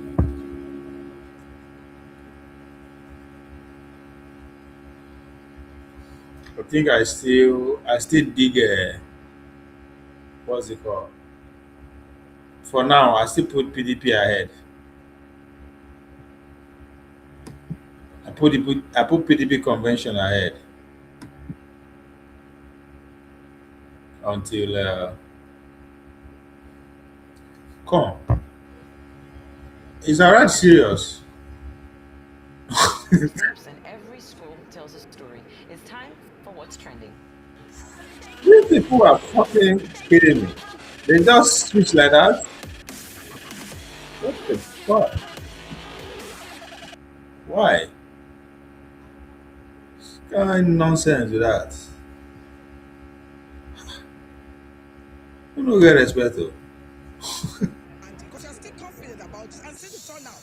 The question you should be asking is that despite the fact that President Tinubu has almost all the state governors in Nigeria, Wait a minute. having the almost total control of the National Assembly, why are they still panicking? Why are they Who still tell you say that they panic? And so now what they deceive una follow up with that? Let me see. I can't believe Arise just Atiku Abubakar wrote him wait a minute. Like just like that? in 2007. Me and him and others, we said we cannot. Are you kidding me? Chairman Emeritus, one of the very few Nigerians who refused to be bribed by APC and this government, one of the last men standing in terms of integrity and patriotism. Wait a minute. Ralph Nwosu, we want to listen to your voice. Thank you very much. Immediate past national chairman of ADC.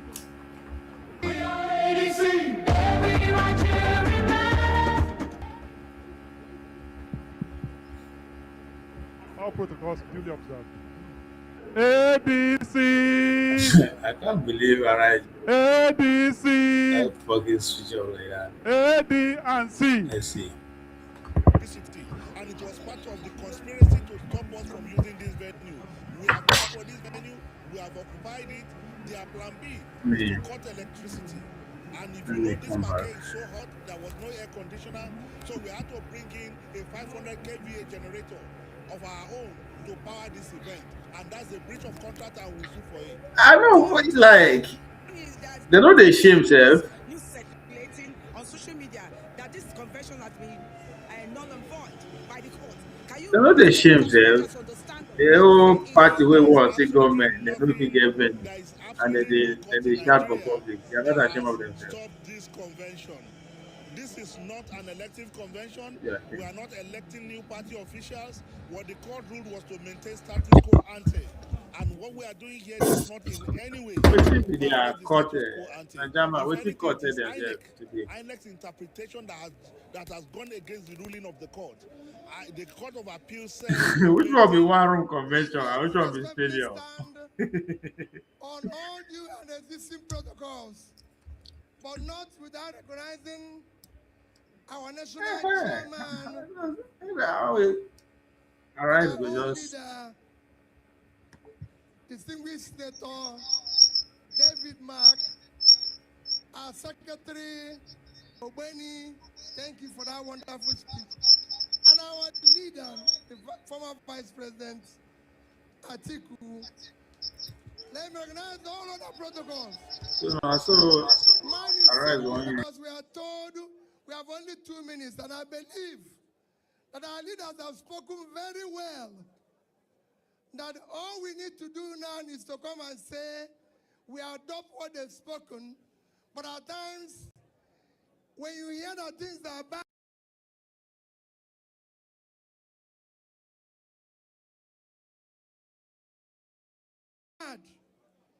you need to know, imagine it when it is in figures. So it is important. Mine is that all our leaders and all of us that are here, we need to work as a united Nigeria for the sake of Nigeria. The country is so divided. We need unity. The present government have ensured that it will remain more divided. Our unity is important. Your country is collapsing. And if you allow it to go further, it will be worse. If you check your indexes, today, when the present government came into being, Nigerian ranking in terrorism was number 8. Today we are number 4. So if you give it another 4 years, we'll be number 1.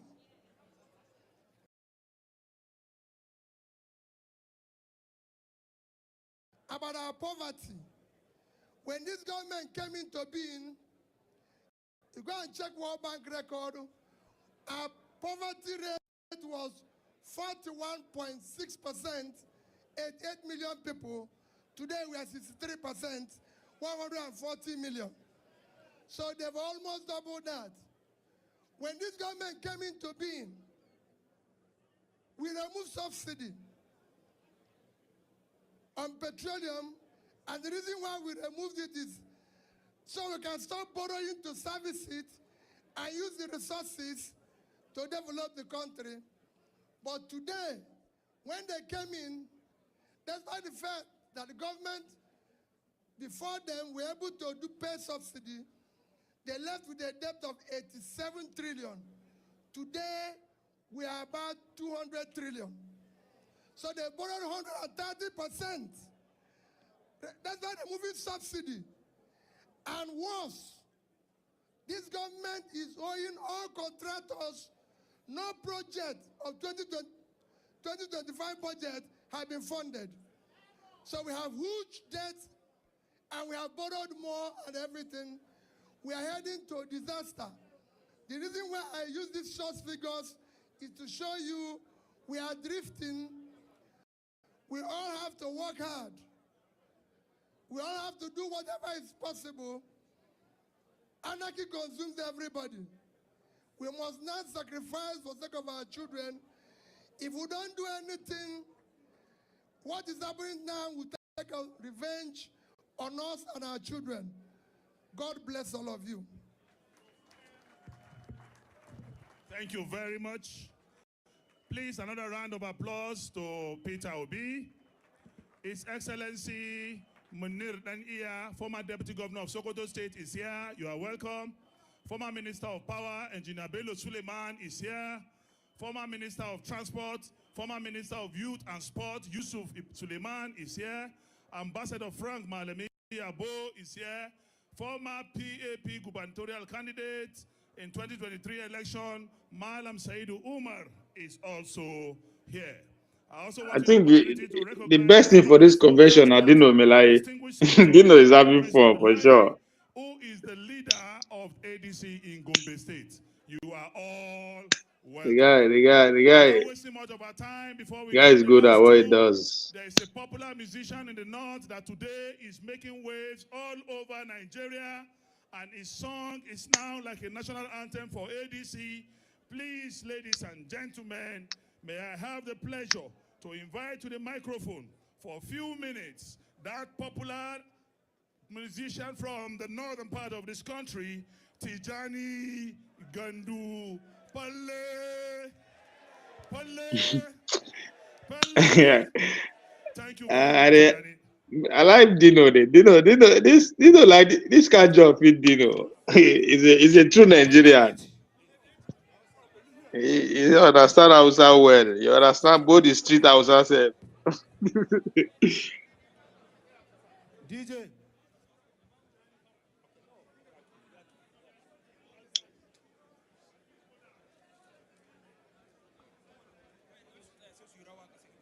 You know, musician in. Give him an apple.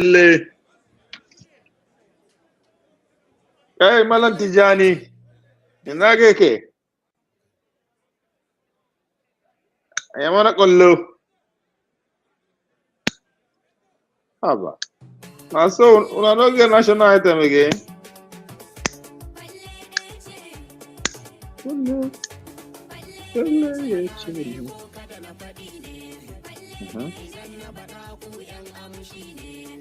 My first time to hear this one.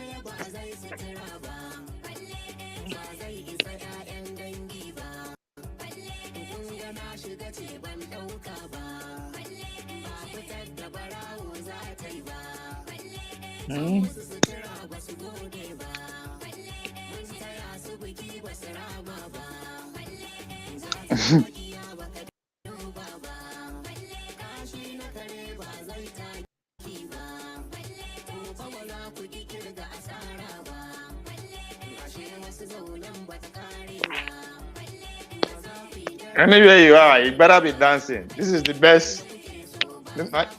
This is the best part of the convention.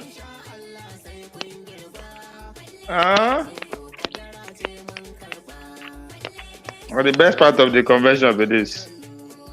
You ready to just shout, talk nonsense.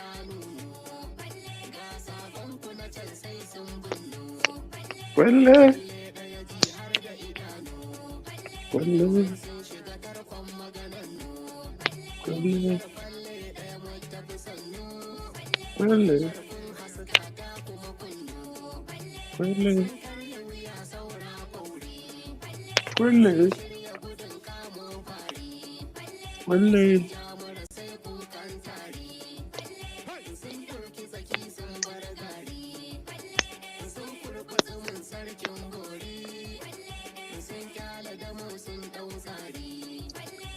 good rhythm though, good rhythm. They try. Even if you know hear what they talk, you will move.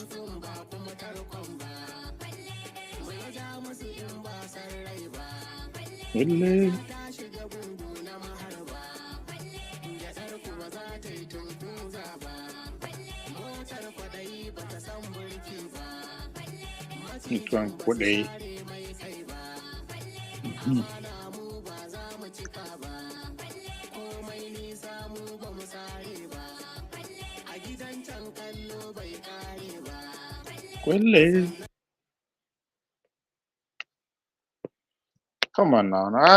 Why they want screw the best part of the conversation up? Sabu what the fear?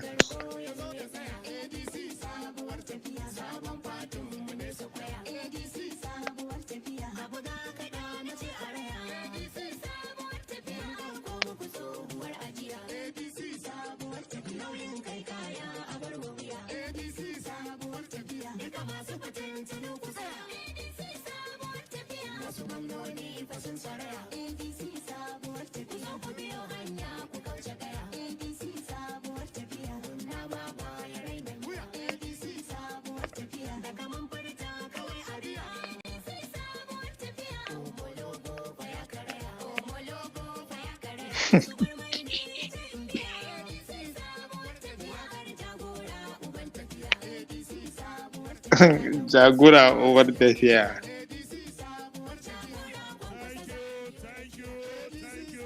Why they want to stop up for Konkoso side now? Jagura.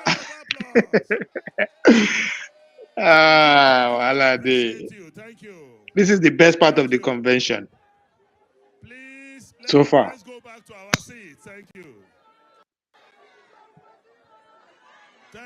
Thank you. Ana Konkosiara. It's okay. Thank you. Wala. It's gonna be fun. Thank you. It goes to start today. Please go back to your seats. To think that in the next couple of weeks, these people that go begin insult themselves. It's Thank you. It's not. You can't phantom that now. Give them next couple of weeks, they go begin insult themselves. Thank you. Please move to your seats. When the negotiation fall apart. Is the two-time governor of Rivers State. Amechi. Make I hear nonsense when you want to talk. The boss of Yesom Wike. This guy, Dino.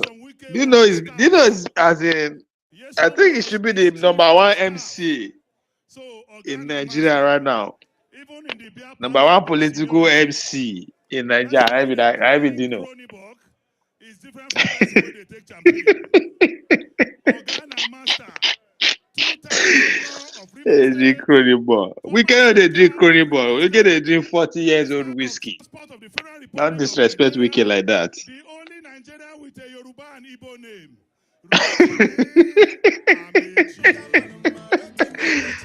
I like Dino job. Dino, no? Why everything you want to talk? I keep my mouth shut. But I got people there. Okay.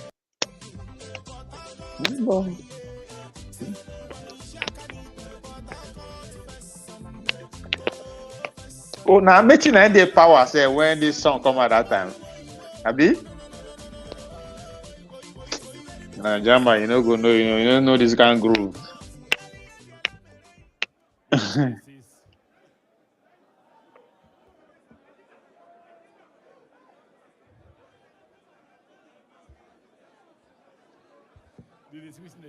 Your Excellency, the chairman of the party, Your Excellency, the vice president, the secretary, distinguished ladies and gentlemen. Please, can we have some order, please? Can we have some order, please? Thank you. Can those people go back to their seats? His Excellency has the floor, please. Thank you. Your Excellency.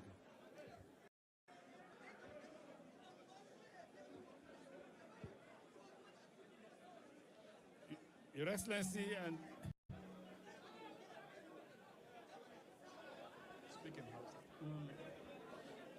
da Allah waɗanda kuke tsakiyan filin nan, da Allah ku yi haƙuri ku matsa baya don Allah, ku bar kuma hargowa da hauragiya don Allah. Akwai jawabi mai mahimmanci da za a yi yanzu nan, kuma wannan jawabi bai yiwuwa kuna haya gaga tsakanin. That's what happens when you carry superstar come sing. They want autograph. We appeal to you once again. Please move back. Your Excellency, you have the floor. Your Excellency, distinguished ladies and gentlemen, if you watch when my name was mentioned, it was difficult for me to come up to speak. The reason why it was difficult is that what do you say to these men? Men who have no shame. What do you say to the president? What do you say to his officers? They have no shame. Why would a government official try to deny you your right to gather when the constitution says you can gather? Una know they shame self to the talk am like that. Like, what do you say that to should the be man who said ashamed. he fought on the side of Nadeko? What is Nadeko? It means that it was an attempt to if that's what they stood for. So when they call me to speak, honestly, I don't know what to say to them because they have no shame. You call them thieves. They say Why you want to talk to them? Talk to your party members. Talk to Nigerians. What they concern you and people with the power? Tell me what you tell them so I can tell them. People where they follow all these people are they blame. Like, you don't have anything. No people now want to take power. But people now not get anything to offer with that now. Tell me what to tell President Tinubu. Why you want to talk to President Tinubu in the first place? If you accuse me of what I did not do, I will go to any length to defend myself. These guys don't care. What they care about is money. That's all they care about. People they don't get respect for Nigerians. When we were forming APC, Talk to Nigerians. You talk to Tinubu. President Tinubu met with me.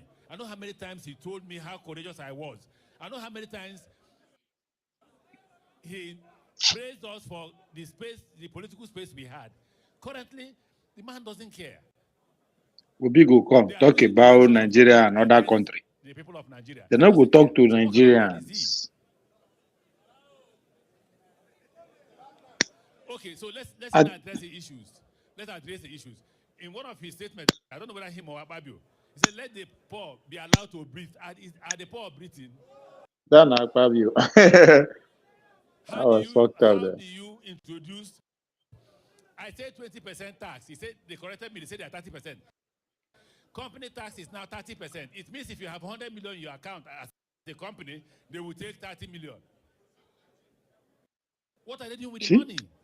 How now they call millions? Yesterday, How many Nigerians get from millions? their community, like civil war. The civil war image They talk to came back to my themselves. head. And I asked, look, when I was governor of Rivers State, you can't commit a crime in Rivers State and I will sleep. I'm not saying and you will sleep. I won't sleep until I get you. When I get you, then I go to bed. Obedience will shock when they see article and Ameti tickets. Will not sleep until the person is arrested. Here, your citizens are trekking from one village to another at civil war, and you're doing nothing. You're going to address them at the airport. President, me, as governor, I went to the point where they said these criminals were, and I addressed their community. A governor in Plateau was inside APC. He entered APC. APC is armored personnel carrier to address his citizens. And we are in Nigeria. The first thing a leader will do is if there is war, you be in front. That's why you're a leader. If you don't want to be in front, then go back and allow another person to lead.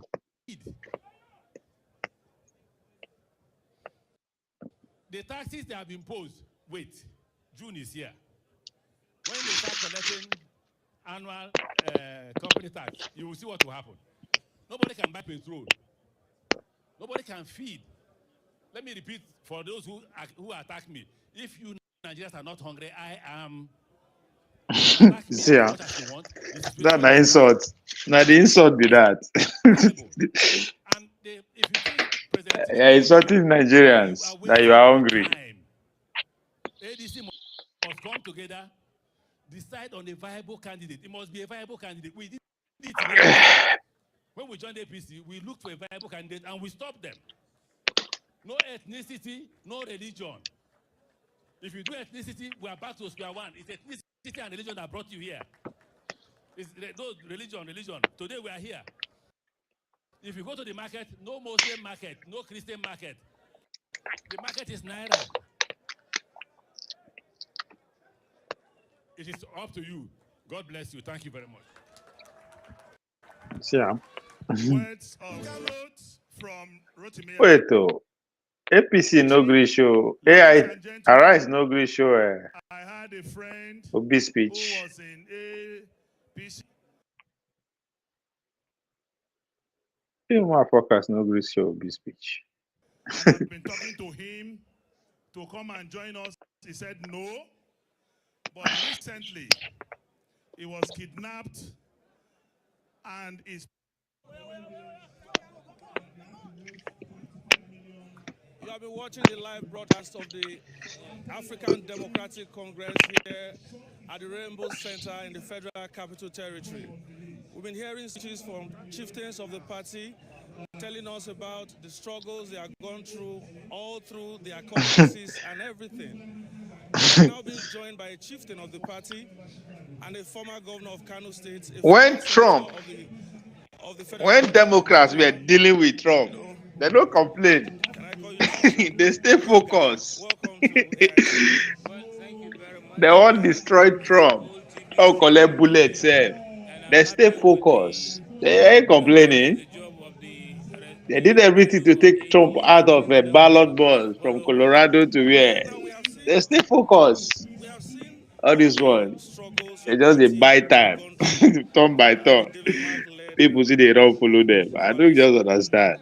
And finally, you've been able to get a venue, and now you are having your convention. You know, what can you say about this? Well, If no be say na me self, na so Naija man self for the run the follow there now. Instead for the shade Omolo go down fall. Naija man. if to say I know come online, eh? You foresee they follow these people. Eh, you owe me. You owe me cash. I only take cash. Wanted to become governor. There was an operation by the authority higher than him, and he became. When I also wanted to become governor, there was a pressure by other major stakeholders of my party. But then generally the Republic and all opposition parties came together. Niger man. Now so excuse. Donald Trump, 2 years though, they said now when the big face challenging. 2 years to election, and Donald Trump declare. From that day on, in fact, now see the day when he lose election, sef, as he lose election, now they begin fire out, take her out of Twitter, out of Facebook. Man, they finish that guy even before he leave White House. Then as soon as he declare, now so they begin fire Donald Trump every day, lawsuits from every nose and cranny. In fact, bullets follow. Republican did not complain. They were focused. They took it as an existential threat. Say, come, if we don't win, we are finished. They focus. All these people, they just they complain, and people could not just see through. Say these people just they deceive themselves. How you now would they spend a whole first of oh my god. Kai. I just can't wait to begin laugh them. I just they wait me they do their primaries. Laugh now, go they laugh them. Then complain from 2023 where they lose the election. They carry their two left leg, go Chicago, go they complain. They look for waiting no day there. Waste time for Chicago. Come back for Chicago, they say na Supreme Court, then be their problem. Waste all the time and the energy. From that time on, I complain. They go do show where they can take over. show where they take over. Well, Daily Faro TV wanted to continue with the energy. Then they said I go may go rest first. Show where they took over from 2024, I guess. He began organize all kind of protests. When do they pass Abuja, street of Abuja, bad governor protests, and like all kind of bullshit. Then wait till 6 months. All these men wait till 6 months to election. They begin mobilize people. Huh? Now only people wey know they think. Let me not even go hard. Only people wey carry their thinking ability, thinking faculty, give pundits, content creators, journalists, politicians. Now then they feel mobilize. That's how cheap people are. They are. Person wey then mobilize 6 months, 1 year, in fact 2 years to election, and person wey collect 2,000 naira take vote that day. What is the difference? If grown man fit come mobilize you, say he won't be president, he go solve your problem within 2 years. They mobilize you. I fool. if the person wey really mean say yes, he wants to make change. First of all, he go recognize it only you know go fit do am. It's impossible. Say one person go, I want to change that. That's not possible. So once you recognize that fact, you have to go and organize people. You can't mobilize me. You can only organize me. It will take you time. Minimum of 4 years. No matter 8 years, I will give you. For you to feel organize me. Because you go need to convince me. In conviction, you go need to stay because Just because you can't tell me say you go change the country, our policies are causing. No, we go back and forth. I go scrutinize you. It go take you time for you to actually buy me, convince me to be the OB for you.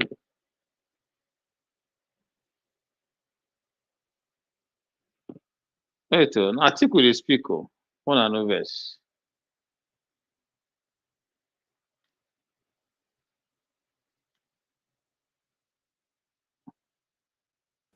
Only for us to end I see article. Oh yeah, nice. our most able chairman, Wait, members of did the arise? National Wait, Working Committee, Your Naija man, Excellencies, now you the Nigerian time distinguished zone. Is delegates, the convention still going on? I been a replay with this. ladies and gentlemen. I don't intend to make a long speech. The reason is every issue, every challenge, every problem confronting us as a country and as a people has been stated on this platform. What I would like to appeal to Nigerians, and particularly members of the ADC, is to make sure that this time around, we really mean to change the situation in the country. I remember So when APC change of those days, no be reach it. the entire political leadership in this country from various parties storm into my house and say, look, if you don't come into APC, this is not possible. They literally compelled me to join APC, only for us to end in this state of affairs. Our economy gone. This is a man who run for the ticket too. Then beat him. Our security gone. I like politics, Jack. You can talk nonsense. Our infrastructure zero. I think who won the ticket. Now, what kind of a people are we? Man, they touch them beg am. We must rise and make sure that there is change. And a genuine change, a sincere change to rectify all these challenges I have enumerated.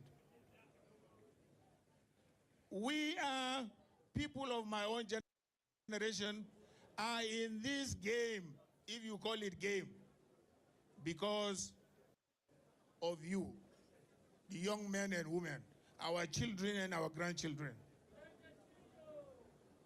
This country has been good. You see, Atiku they always move like president. You see, get you when a vice presidential, so you go see get To the security. current generation, to the women of the future of this country. That is why we are today in ADC, to bring about sincere change. Believe me, you cannot get away with corruption in the government of ADC. You cannot. Where everybody is they corrupt. So what's the point of getting away? And terrorists to make life impossible in this country. No, that is not what we intend to do. Absolutely not. Now so now, blast say they no pay them well. Naija man, blast say ADC no be pay. Tinubu don't buy all the network finish. Best from governance.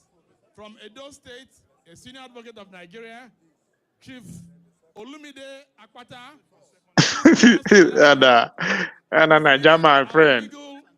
A childhood friend with that to Naija man. Processes which we are going to take. It's going to be as brisk as possible, but we have to follow the Constitution.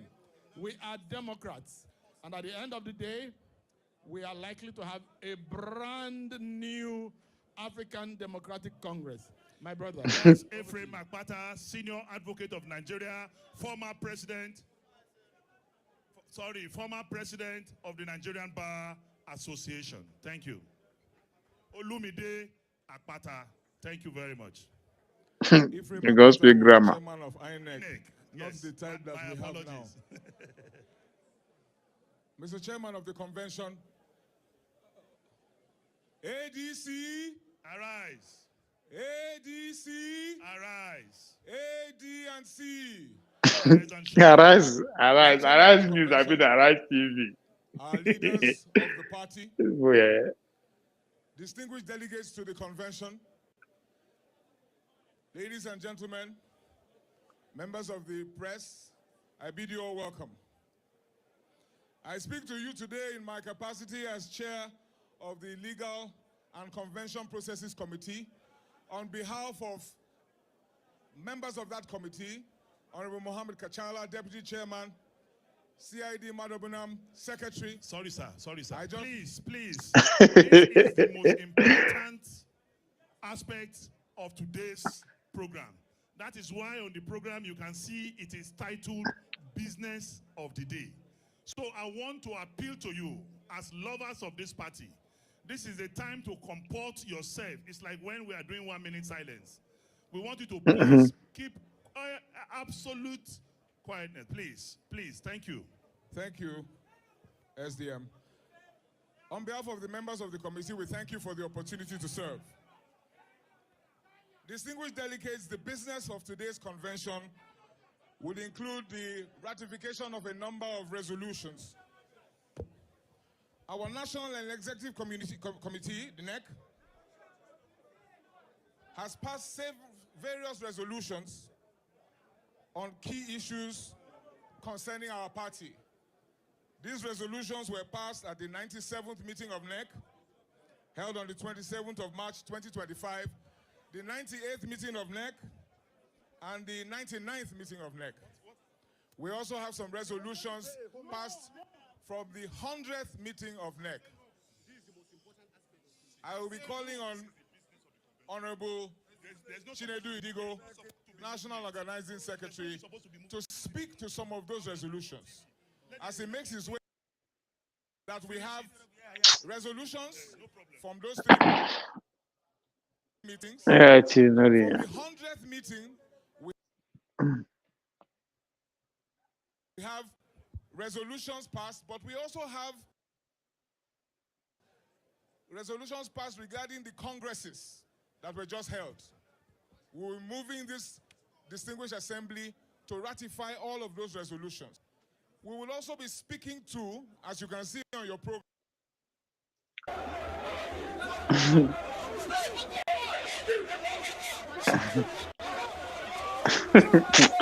All these people, I just look at it laugh. Obi, that's the same thing we would not do. The German. 4 years ago, now that they do again.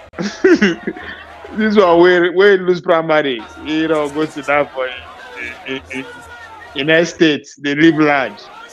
He don't come out again.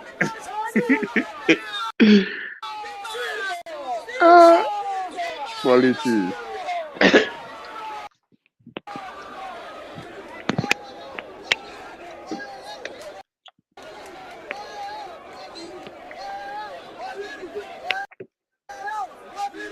Waziri oyoyo, and their daddy be that. Oyoyo, I like daddy oyoyo. My name is Ladi Jetro Ako from Plateau State. What I want to say is that the election chairman, goes sweet. the INEC chairman should drop. He should come down because he's already an APC card carrier. So he cannot be there. He should come so that a neutral person who have no any bias should come and rule us. But the fact that he's now a party carrier of APC, if he come, he will not do justice. We need justice. Therefore, he should come down. He should quietly withdraw.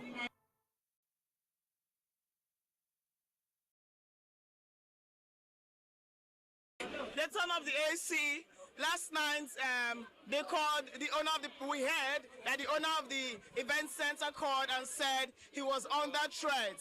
If he allows the convention happen in his event center, that they are going to demolish his building. And we know how Wike has been on escapade, demolishing buildings, taking lands in Abuja. So he said that he will be a scapegoat if he allows us. However, we said we have paid. All documents have been signed, so we are proceeding. We actually left in our pajamas to come and mount this place all through the night till this morning. And even right now, they've turned off the AC. You see the lights, we are struggling. But if you notice one thing, the people inside are not complaining. We are smiling. Sweats now, skincare. You don't get where it touch. Whatever the government's like, let them do. The more they resist, the more we insist. There's nothing that will make Tinubu not go home 2027. And this is the starting. So whatever wants to happen should happen. But the convention is happening. It's going to happen today, and it's going to be a success. Yes. What should Nigerians do forward at the end of the convention? Resolutions that reflect their minds. Resolutions that reflect what they are thinking. ADC is here to bring back happiness to the masses. So at the end of the convention, the masses should explain resolutions that reflect their thoughts. You know, ever since the inception of this government, there's been nothing but pain, tears, from the day he was sworn in. ADC is here to wipe that tears. And it starts from this convention. And we are happy it's happening. What do you want? That everybody should be steadfast. Keep pushing wherever you are watching this. Keep insisting. They are scared of you. They are very scared of you. So you must not for any reason show weakness or show that you are losing strength. We will keep insisting. I will insist together till we chase these buffons out of our sorrow. Okere Kingdom, I'm a member of the National Convention Planning Committee. I am of the legal subcommittee in the National Convention. Yesterday, another show of shame. Why is planning its national convention. The Bola Ahmed Tinubu led the federal government of Nigeria once again displayed lawlessness, displayed their tyrant nature, having deprived the ADC of the state-owned facilities like the Eagle Square, like the National Stadium, the ADC was able to secure this venue. This is a private arena. ADC paid, signed contractual agreement, to use this venue. And to our surprise, I was here by 2 a.m. this morning. I left here around 4 a.m. The owners of this facility ordered us to begin to take away our things, begin to evacuate our things.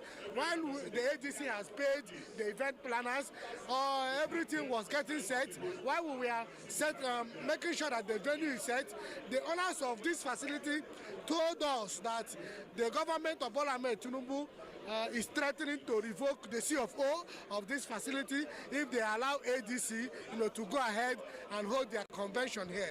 And of course, this morning when we came in here, after we arranged the venue yesterday night, they tried to lock us out. They tried to lock the party out of the place, and the party made our way into this venue because we have paid for it, and the convention is holding, like you see, the convention is holding, and the convention must hold.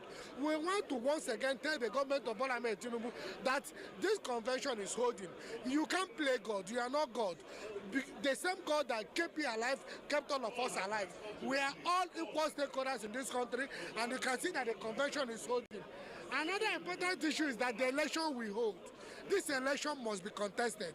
This election we hold, and by God's grace, Tinubu will be kicked out of the presidency.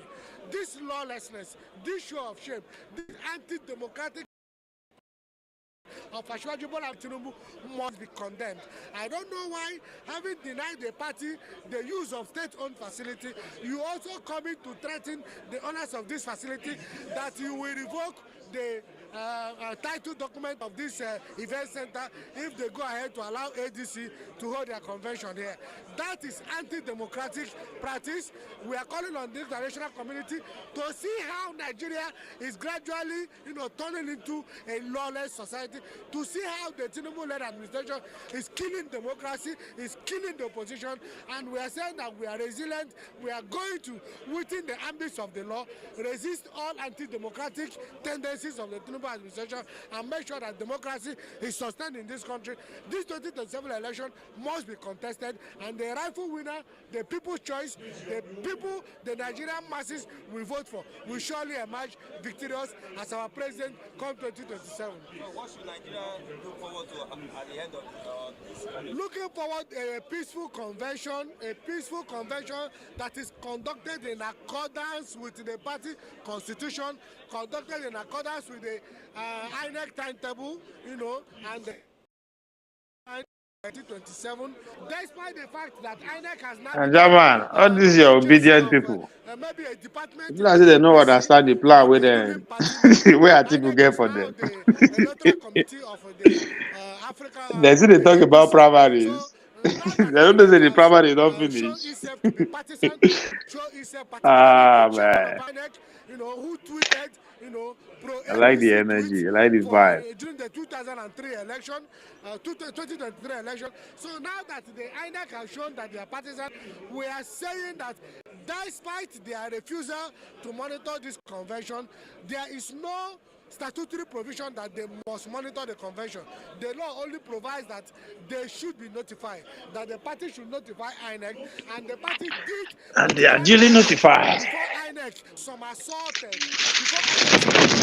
to now delete the name of Senator David Mark and Ogbeni Rauf Alegboshola from the INEC portal after INEC has deposed to an affidavit saying that these two leaders of the party, that is the national chairman and the national secretary, that they came into the leadership of this party through due process of the law in accordance with the constitution of ADC and in accordance with the Electoral Act. Now that INEC somersaulted and removed the names of the national chairman and the national secretary from this portal, we are saying that they have shown to be biased under Amitoku. I can't even pronounce his name very well because bad people have a way of bearing bad name. Very bad name that someone can hardly pronounce. So whatever he is called, Amitoko or whatever he is called, we are saying that under him, INEC has proven to be biased. INEC has proven that they cannot conduct free, fair, credible election. We are saying that whether or not they monitor this convention is going to complain election day when I was participating. We must do the right thing. We are doing the right thing. That's what we are doing. So if innocent young people when they follow the court is there to settle the issues within the ambits of the law. INEC does not have the final say. There is always a court of law that will decide issues. There's always a court of law that will decide issues. INEC does not have the final say. It is only the court of law that will look at what we have done, look at the party constitution, look at the Electoral Act, and say whether or not the party is right. Thank you.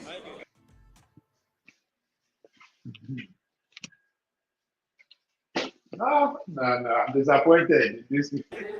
Very distinguished delegates. I'm disappointed. I expect better. Well, but article show anyway. So. We have lost so many generals and our military in the northern show. May we please stand up for 1 minute silence for the repose of their souls and for those who are not back yet. I'm disappointed.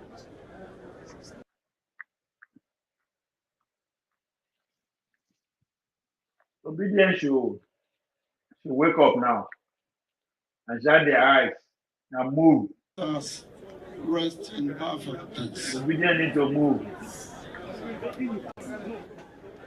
Distinguished delegates, because esteemed leaders, this is respected my birthday party is go grandpa's door. Party elders, youth and women, defenders of democracy, members Now of the complain or press, they can't complain. Now see the distinguished right thing. ladies and gentlemen.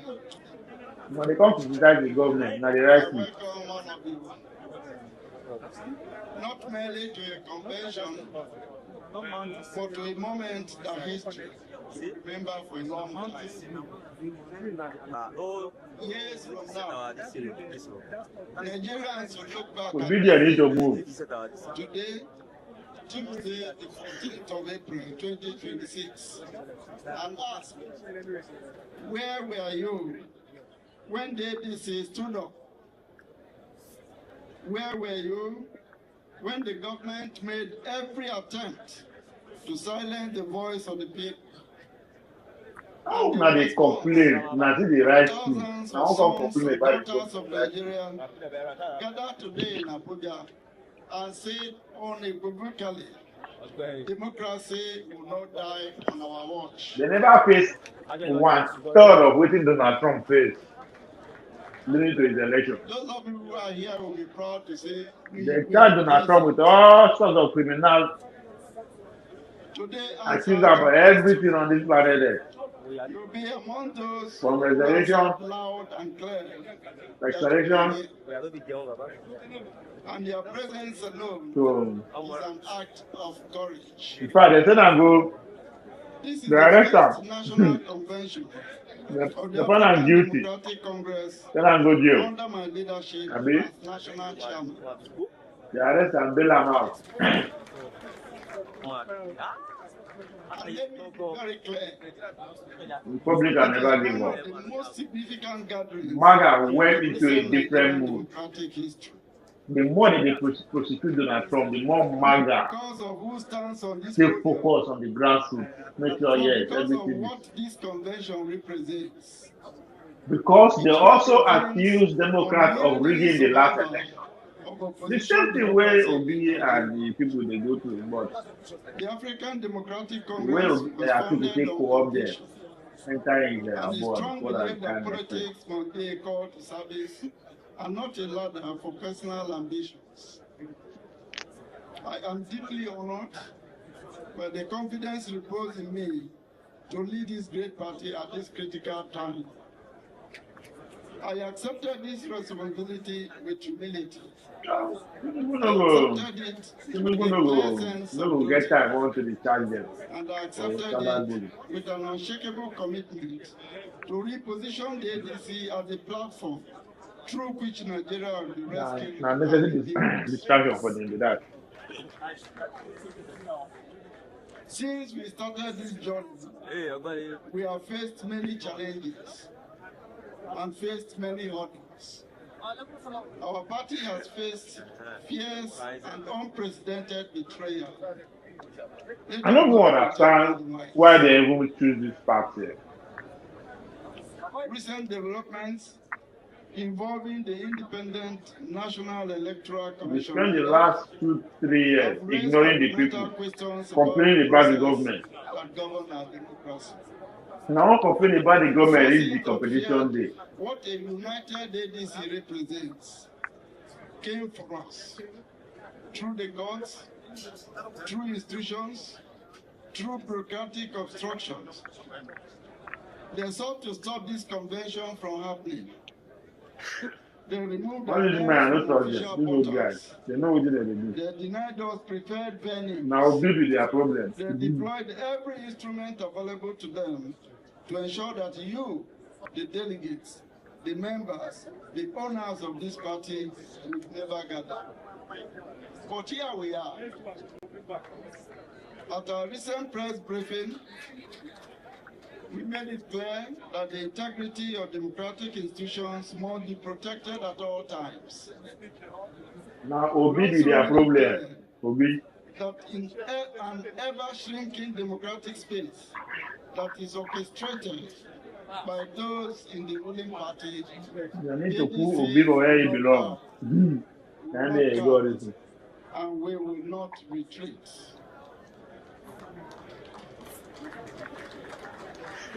Dear party members and leaders, let me remind Obedience all to start of us looking for Strong Who go political deputize the movements are not built in moments of ease and comfort.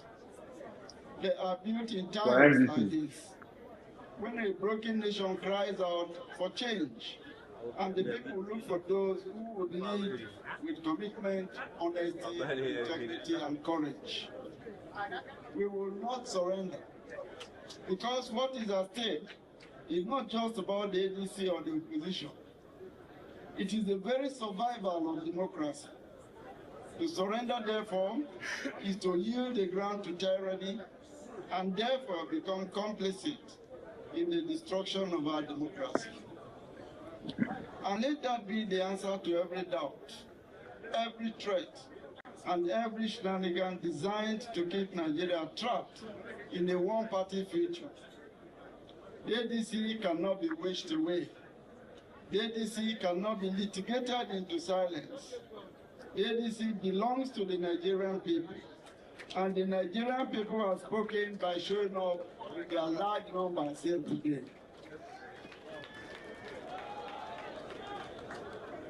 I say to those who orchestrated these obstacles, you have not weakened us. You have welded us together. Every attempt to suppress this party has only deepened the resolve of our members, widened our coalition, and reminded Nigerians why a strong opposition is not optional. It is essential to democracy's survival. Across Nigeria, there is a growing awareness by a generation that desires a different country, a country that nurtures their talents and supports their ambitions. This generation is asking tough questions of leadership and those who seek to lead. We are greatly delighted to see that under the harsh light of this scrutiny, the African Democratic Congress is emerging as a credible alternative. Not necessarily because of who we are, but because our vision and our ambition align with their own. The reason we are here, a genuine commitment to putting the people first, is the very reason that they continue to believe, despite the daunting challenges that they face today, that Nigeria, this great country, will rediscover itself.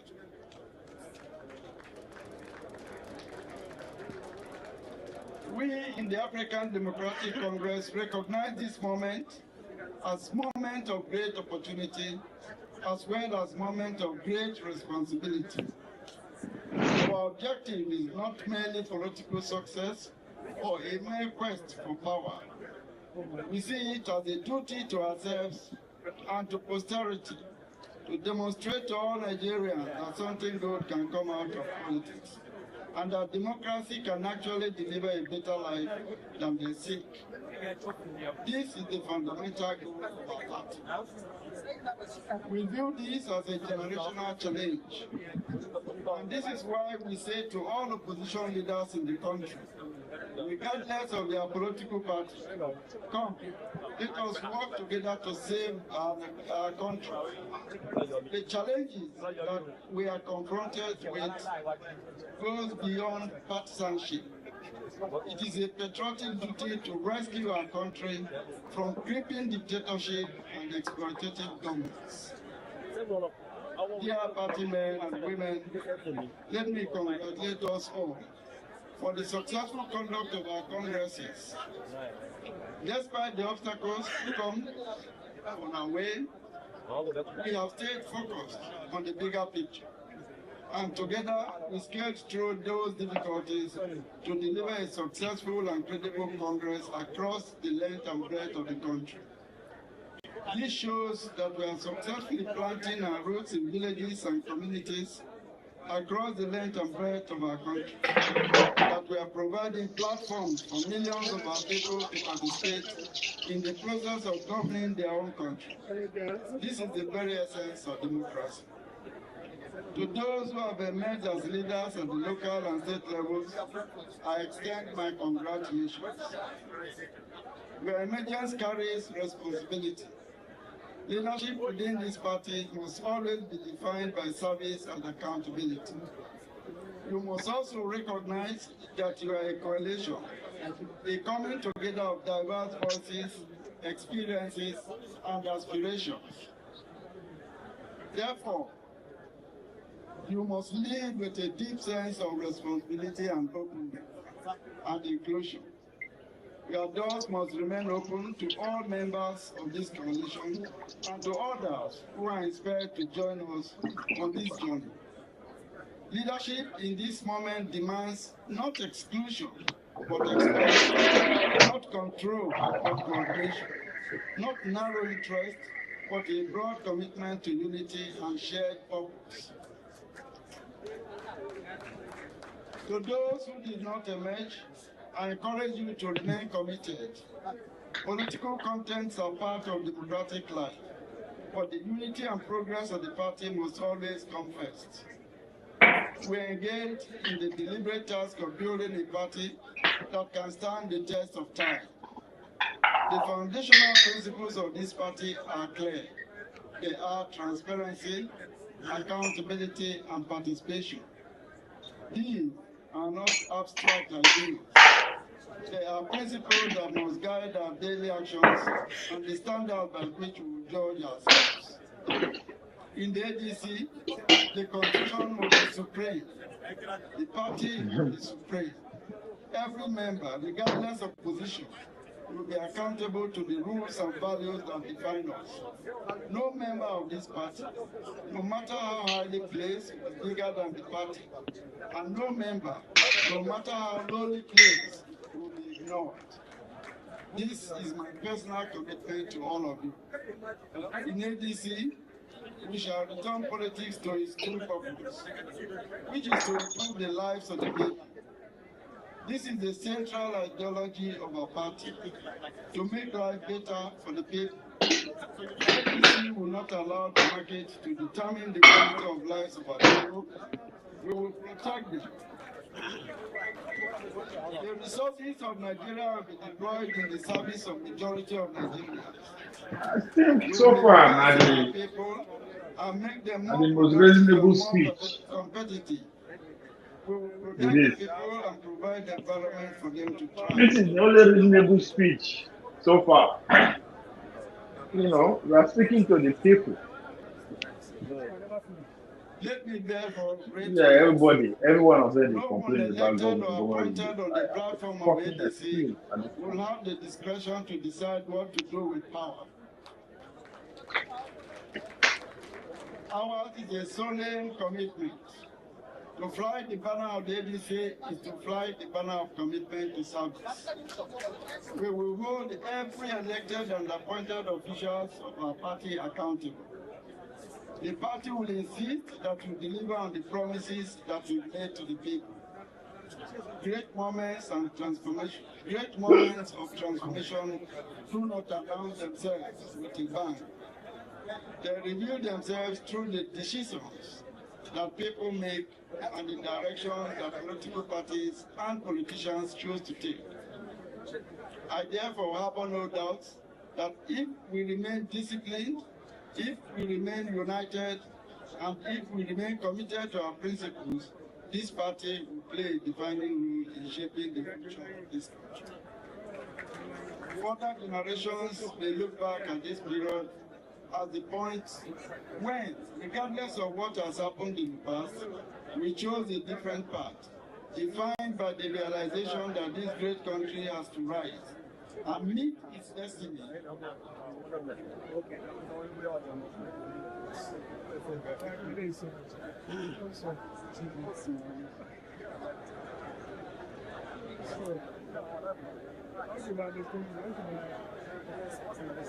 Great moments of transformation do not announce themselves with a bang.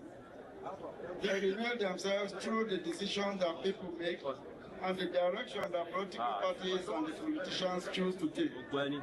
I therefore harbor no doubt that if we remain disciplined, if we remain united, and if we remain committed to our principles, this party will play a defining role in shaping the future of this country.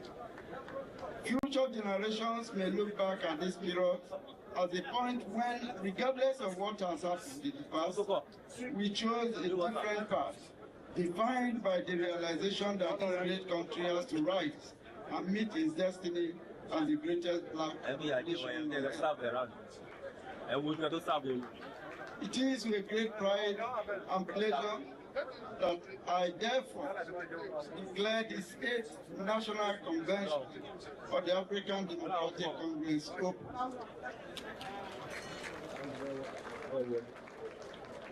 I wish all of you a successful convention and safe journey back to your respective destinations.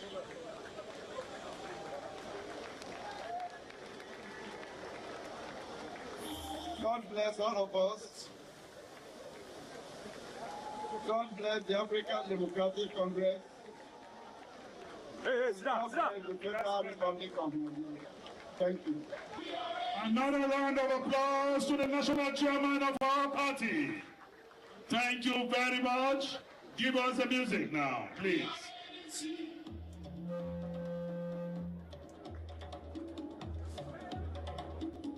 We are crazy.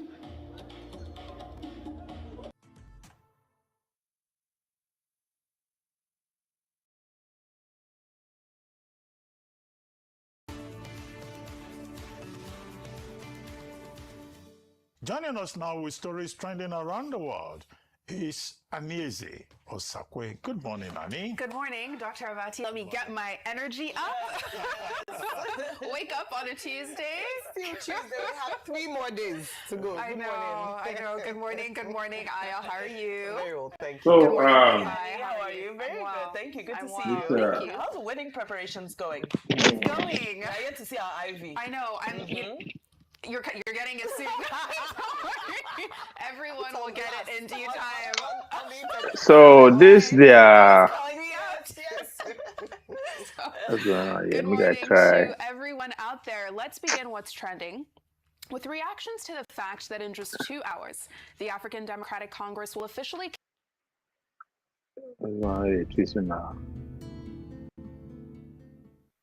They don't release the Erufai. Welcome back to Arise Prime Time. I'm Charles Enyegolu. Apologies, we took a bit of a break there. Now, they've been described as 2 heavyweights in the ring, and we're not talking about a sporting contest. We're talking about the big political match-off between frenemies, Governor Uba Sani and former Governor Nasir El-Rufai. They've both got enormous political clout, more than enough publicity around their claims. No, the nomination against each other. Primary. Who knows how much to lose politically once No, the before. battle with each other goes the distance. Who will throw the No, be there now for convention to select candidate. No, be now next month. I think I put the deadline on next month. So you won't see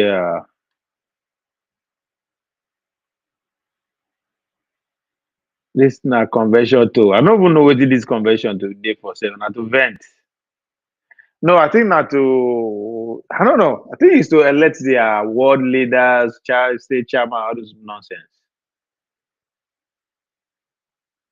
So I don't understand the convention.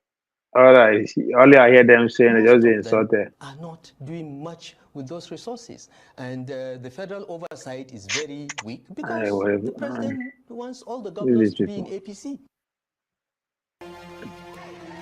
The chairman of the occasional Republic of Nigeria, the people's man. Only 2 things stand out for me in this convention. I like Dino was kind of because of time, distinguished senators, honorable members, distinguished regional and state leaders, distinguished delegates, members of the diplomatic corps. Before was here, and we had a problem communicating because he spoke Chinese to me, and I laughed. I said, "Oh, Chinese side." And I remember what Jackie Chan used to so say. the only thing that stood out for me is Dino. We also have members Dino did his job well. Our dear, very loyal and committed I would say Congress, members of the press, Distinguished ladies and gentlemen, the we chairman, all the appreciate chairman, you, and we welcome you to this very, very important occasion. Our prayer is that our efforts I don't to understand salvage this. Nigeria from economic cankerworms and political scavengers will not be in vain. God will help us. Now I'm going to hand over the microphone to my colleague, who will be inviting the chairman of the planning committee to deliver his speech. Please join me to put our hands together for the one and So only Dino put up a good performance. The David Mark speech, I think I like it because focus on talking to the people directly, kinda. But the rest of them they just can't sell Tinubu. They can't promote APC. It's crazy. many of you have been here for hours sweating like me without AC, without fan, but you have refused to give up. That is the Nigerian spirit. Just so that Nigeria The fact that they struggle to get a venue should tell everybody what he or she needs to know. How a coalition that see them, they sweat like Christmas goats. How would I want to beat Tinubu? Where would they sweat for a small convention? Like this is crazy. Oh man, these people, man. These people, man. How a coalition that involved the former vice president, Obi two-time governor, Kokosi two-time governor, Amechi two-time governor, and say they no get venue. And people could not see that. This is just a plot. They just deceive themselves. How? that the African Democratic Congress is the only vehicle that will lead us to the promised land. A few years ago, my friend and brother, all of them get hotels. None of them will build hall, better place for the hotels within the get. They don't feel cover the way they do it for America. They will cover open stadium overnight. They go well, not be overnight, but they will work on it. You could see everybody dance at hall. So people who wants to take over power, they couldn't get a venue. Like, I don't understand. Even when Tinubu they run for presidency before he become president, they see Tinubu stages now, fireworks and everything.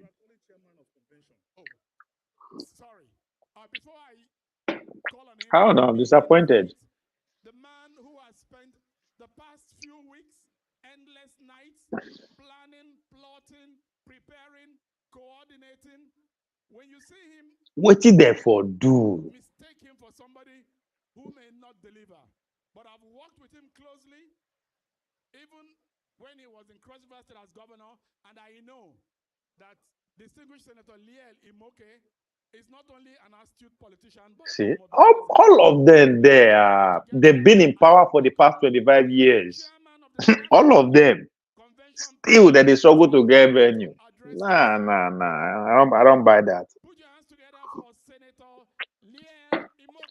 I won't fall for that shit. They know what they do. I don't trust Atiku, David Mark, Rauf, Amechi. I don't trust them. They know exactly what they are doing. He has been upgraded to the status of a comrade. Thank you very much for coming. I also want to recognize the founding chairman of APC. Yeah, in Wake, I enjoy that guy. I will enjoy during this time for him. You are welcome, Daddy.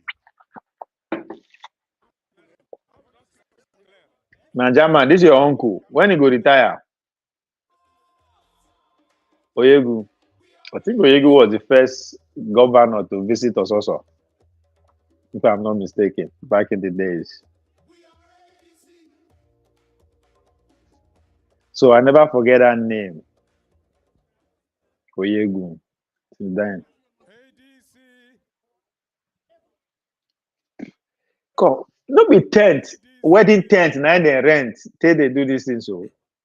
Niger man. They rent canopies. Till they do this thing. Obi get sense. Obi just dress simple.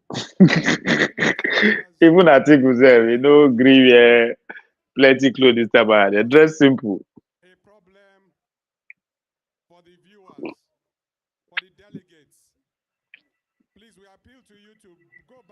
You equally see them as agent of Tinubu. No, yeah, not necessarily agent of Tinubu, but nothing at turn by turn. And Obi won't come spoil the show for them. So they have to find a way to guide Obi for one side. Control the whole movement. If not, the guy go put aside for their gari. So Atiku is trying to maintain that his position, you know, going into 2031. If I thought say Atiku he will contest in 2031 and he will likely be the president, people go decide the craze that he will be too old. That is not in the constitution that somebody will be too old to contest. When you see the Bola Tinubu, they work out like somebody will won't die tomorrow. Anytime when they are abroad, now they do more because people are not paying attention. Bola Tinubu know they leap. Bola Tinubu don't need help whenever he's in Nigeria. All the events when Bola Tinubu attend when he's in Nigeria, then nobody hold his hand. Now only when he go mocks, you know, that they give him a sit down, which is not be just because of his maybe age. Because other presidents, not just presidents, if you go all those national mosques, if you look around, you will see few people that actually sit on the chair.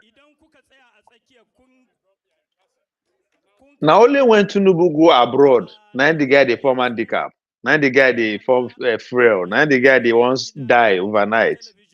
There's a reason. Because people when they run government, now person where they go control, where they go feel control, now they define. So the idea that one person will be too old, Atiku will be too old, that's the right candidate right there. If people don't understand this, there's a book, China Promised Land, and the way to be that book written by I go my library, written by this CNN guy about Biden administration. That's in our origin, if I'm not mistaken. Origin. Been an original.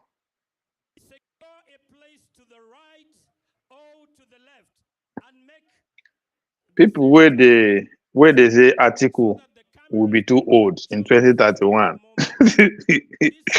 There's a man called Pobia. He's still there. There used to be a man called Mugabe.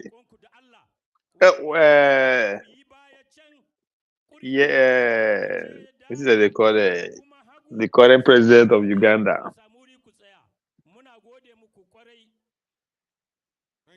Yeah, you what even that in himself? It's there, so it's up there when it is age.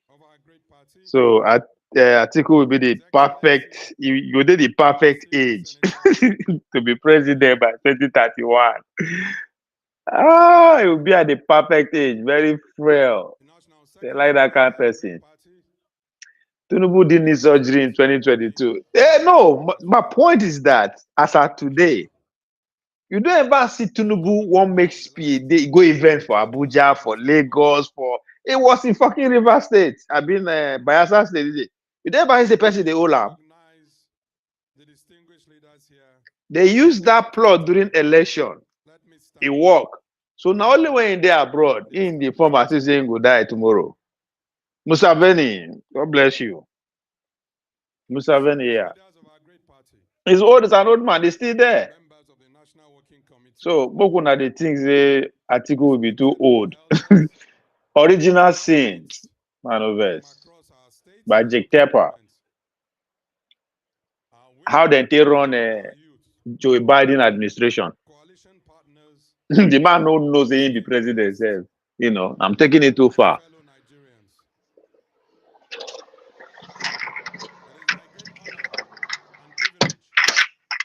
To welcome you all to the 2026 convention of the African Joe Biden no know he don't know where he's saying be president. They run this on his behalf. 4 years straight. And that was obvious if the man they sick self. No be say they tried everything, but it was glaring. So I believe say Tinubu go hand over to Atiku. Atiku go do 110. They go bring a younger another northern and come. That one go do 210. Now go see. This coming together is not an accident. So It is not accidental. It is in response.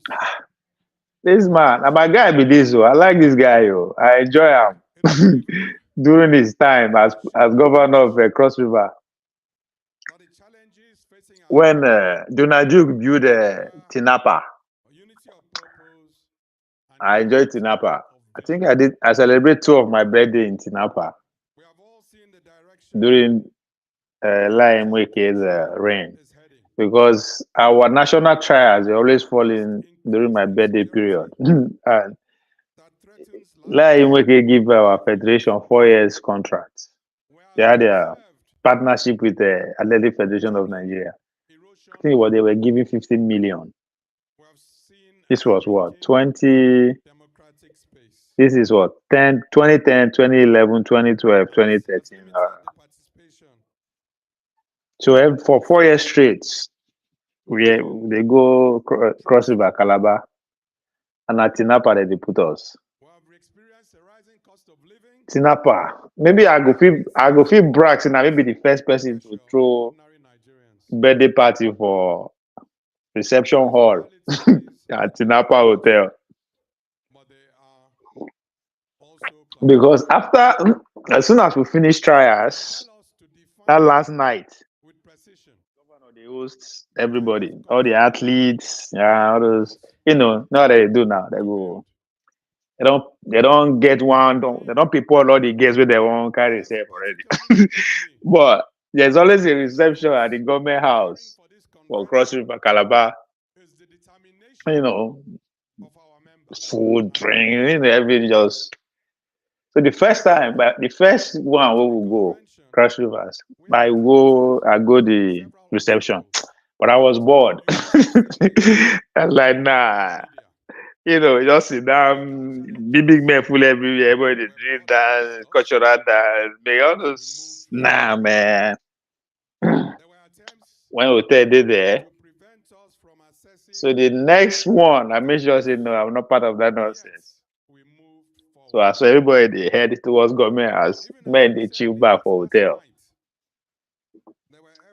So the guy, the guy do good for us. Tinapa was. We're still looking young.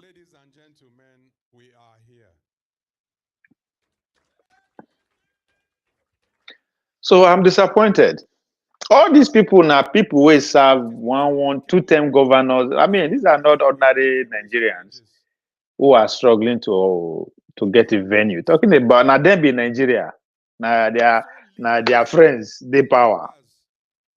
So the idea that they are struggling to get a venue and Bola Tinubu and APC responsible for it. That's come on, man. I'm not gonna fall for that kind of nonsense. Those people, those men, those old men, where they among them, they know what they do. They've done this many times. If you look at them like that, Oyegu, Atiku, David Mark, hell yeah, I go even put Raouf Ogbeni Aribisola into that group. Konkoso. These guys have been together. They don't they follow this thing for like 40 years straight. That means going back to the Third Republic. Then they this game. So they know exactly what they are doing. This has nothing to do with APC or Tinubu responsible for whatever nonsense that they talk. But the fact that 90% of the speeches now out Tinubu and APC, they deny them venue, making like it doesn't add up. They don't look like people who want to actually take power. They appear to me like people who want to maintain that status quo, turn by turn. As soon as Bola Tinubu win again 2027, you go see how the attention will shift. No way would they hear about Obi again, self. They will make sure they know hear Obi again.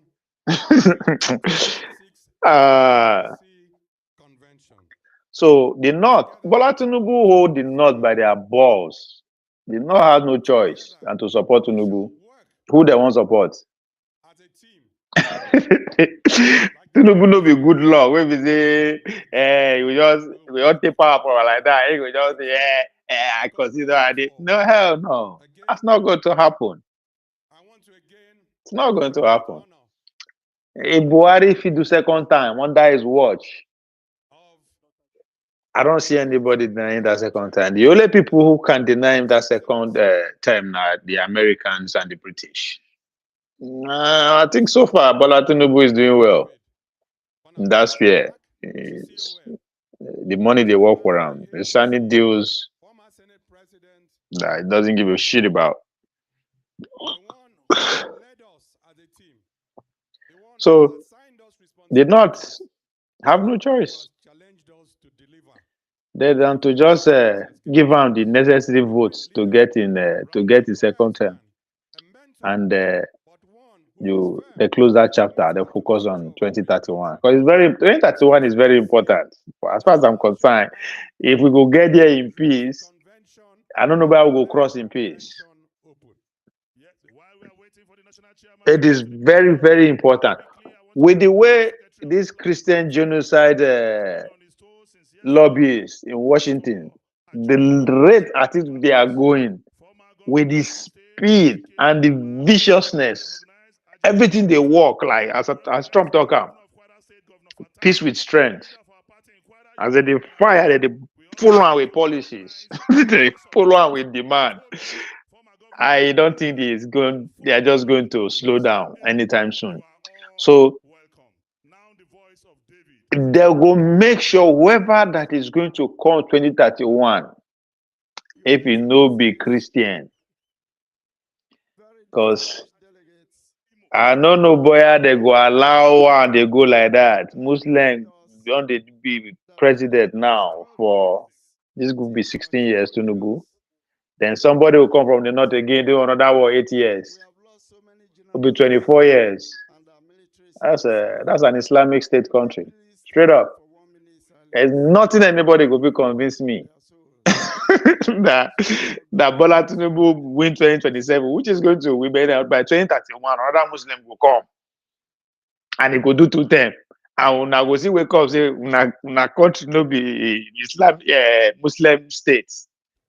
Yeah, just more like a dream. It is to declare state as a Islamic state or as a Christian nation. Now when they carry gun full everywhere, say you must turn to Christian, you must turn to Muslim. No. Once the political apparatus, the political structure is overwhelmed with a particular religion, it don't finish.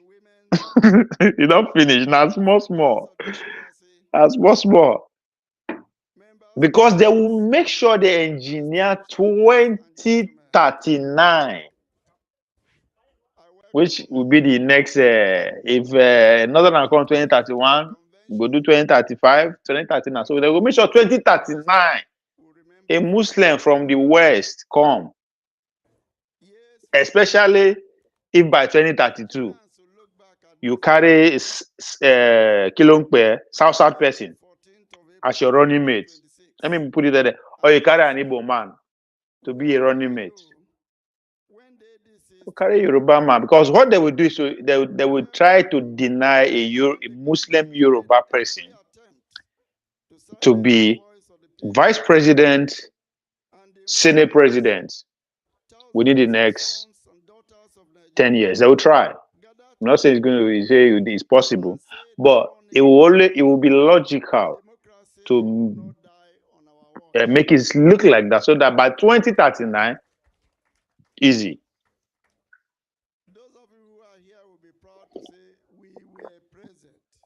So the Christian genocide, I know use the Southeast for a reason. The Christian genocide people, I don't think I want to write them off.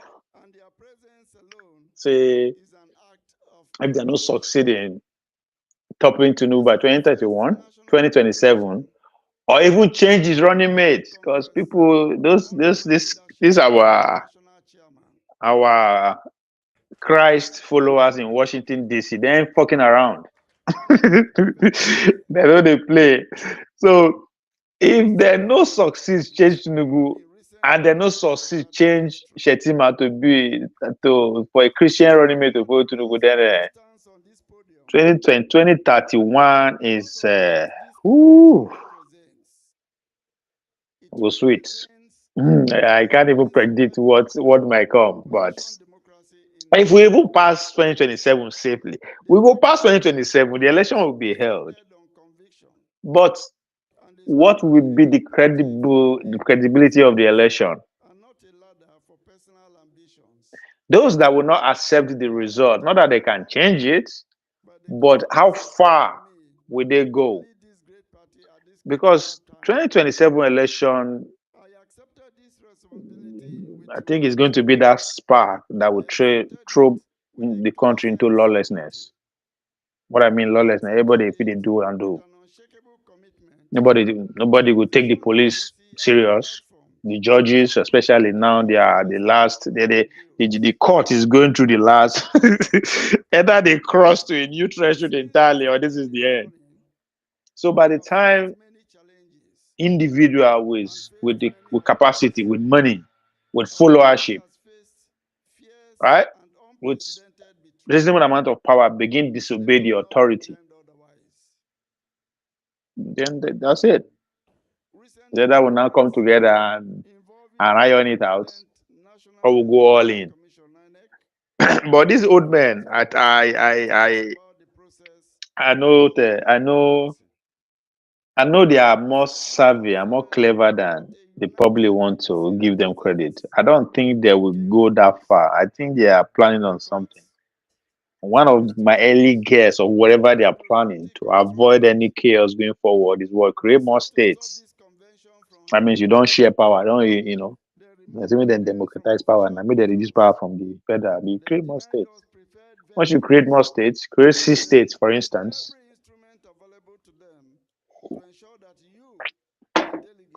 That's 6 more governor, 6 more deputy governor, 6 more commissioner of police, 6 more chief justice of the state, chief magistrate. These are 6. They will come in 6s. Then you have the local government that will come to them. So you have more chairmen, more people to. You have 6, 3 senators from a 6 zone. How many be that? You have 3, 6, 9. Literally, I have 18 senators. Yeah. So you see, say they have a plan to take care of the top. Because for a revolution to happen in a way that a lot of people are calling for, there has to be synergy between the aggrieved power seekers, those who want power, and the rest of the poor people. Those who want power are financially well off, they are financially buoyant, and they have the knowledge of organizing to build a system, a structure. So until we have that synergy, evolution will not go happen.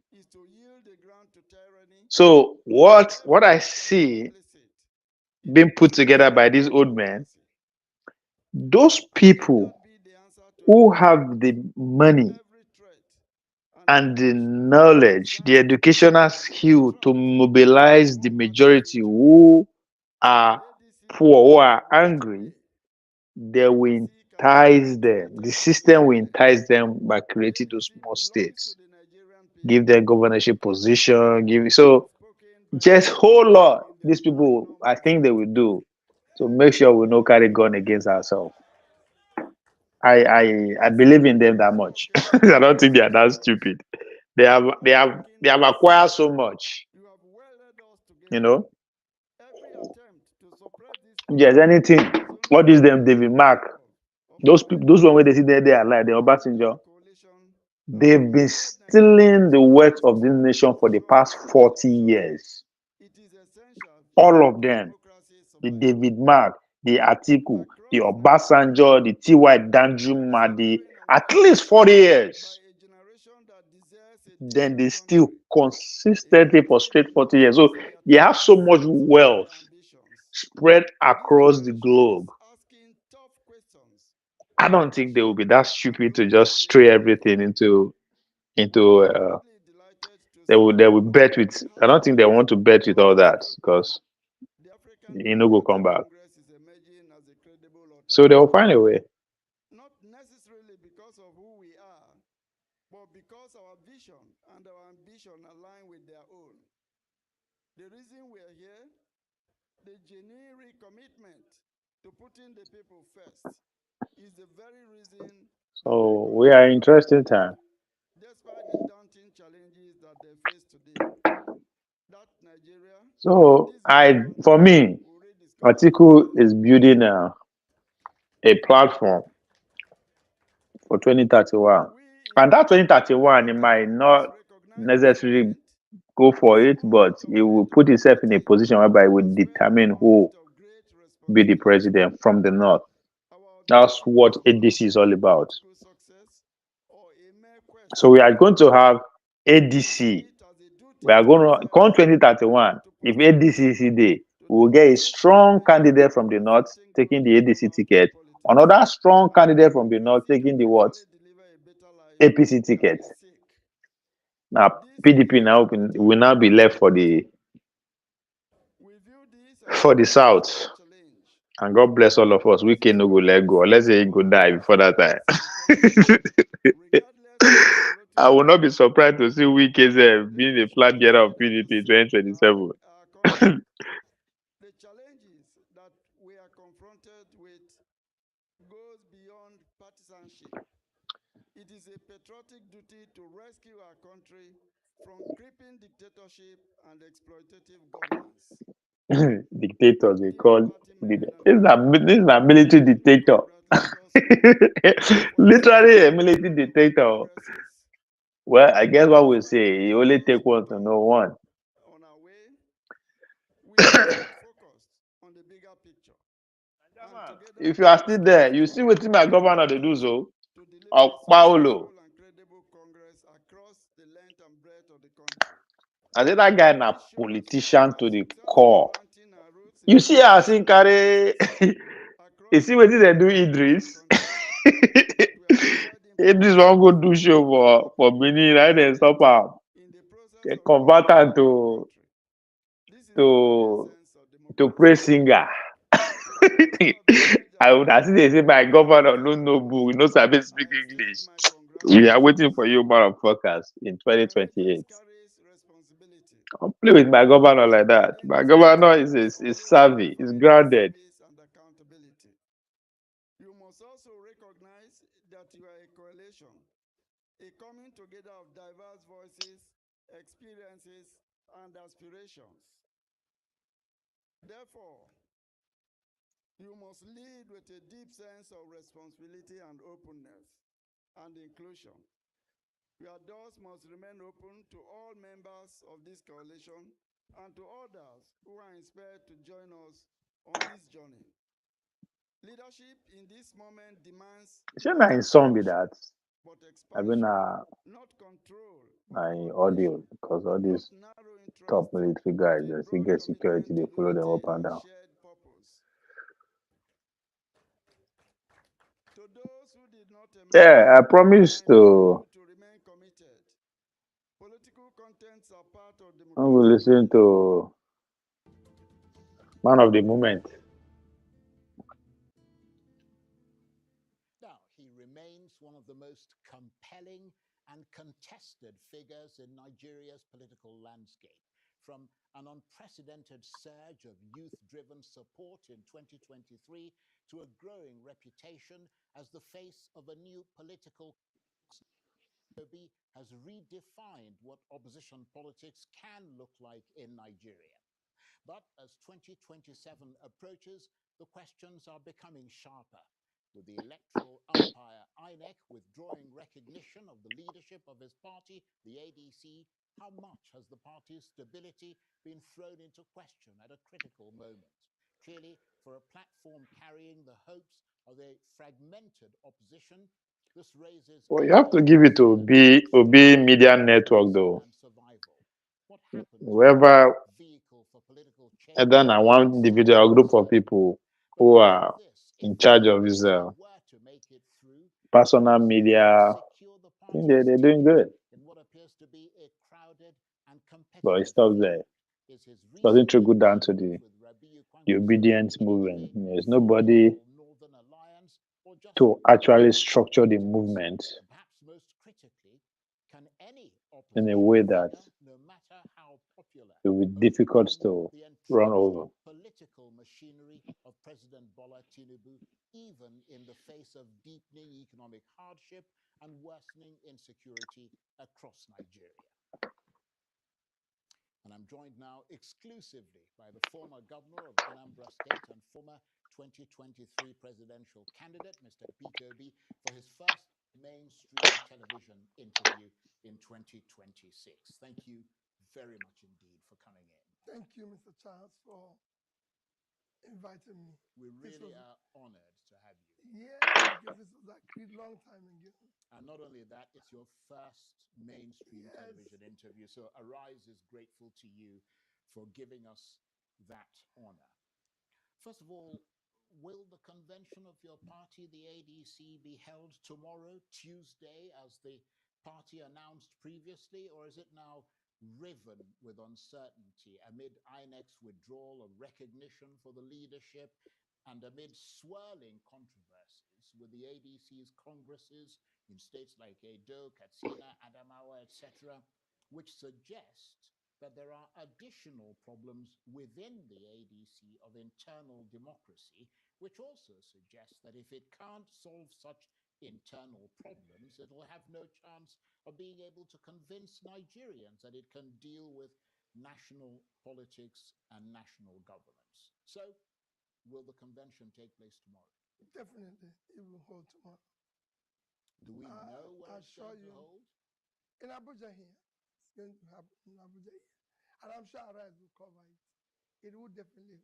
Well, the reason I ask that is that we know that obviously ADC is planning to stage these events, but the party, we're told, still doesn't have a venue yet. I understand you've been denied access to all the venues you applied for, including Eagle Square in Abuja and the National Stadium in Abuja. I mean, is that the fact? That shows you the integrity of our democracy. If you're denied simple things like venue and everything, it shows where the country is drifting to. Where 20 years, Nigeria is back. We have freedom of association, everything enshrined in our constitution, and yet a party that is supposed to be the main opposition party So we just had to exist. Obviously, the ADC has the legal right to hold its events at those places. Why do you think it is being denied access to those? You know that very well, Charles. Well, I don't. That's why I'm asking. Okay, well, obviously, the government. The government doesn't want other parties to exist. They're not playing by the rules. But what are the reasons those venues Well, are giving you? I don't know, just like you. Right. I don't know, but I believe that unless the party in power decides to support our institutions to be able to play their part, we'll be having such problems. The ADC also has its, by coincidence, its Supreme Court case on Tuesday over the issue of the leadership of David Mark. What's the central argument there? Is it that issues to do with internal party politics should not be heard in the courts, even though the Court of Appeal ruled otherwise? Is the ADC essentially seeking an interpretation from the Supreme Court? There have been decided cases clearly that says that INEC, as called a referee or regulatory body, that nobody should interfere in the internal affairs of political parties.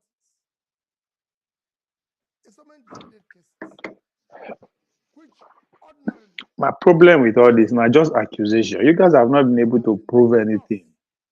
Now prove anything, I will sue them. But because the present government is bent on destructing the entire system, that's why we're going round about. And of course, in addition to that, I see. that the federal high court will also be Anybody ready to make noise? the same case. I mean, that sounds like a quite extraordinary judicial model. You can see where they've reduced our judiciary to. It's then become part of the mess they are creating. But is it likely, because I've heard it sort of in the grapevine, is it likely that the Federal High Court will yield its case in deference to the Supreme Court? I mean, how do you read the rooms? I don't, Charles, maybe you have better news than I have. I don't get involved with that because I believe it is wrong. Charles, government in office should ensure, protect opposition. In fact, they should make opposition stronger, make it work. I've been in party disputes in the past under President Yaradua, and I've said it repeatedly.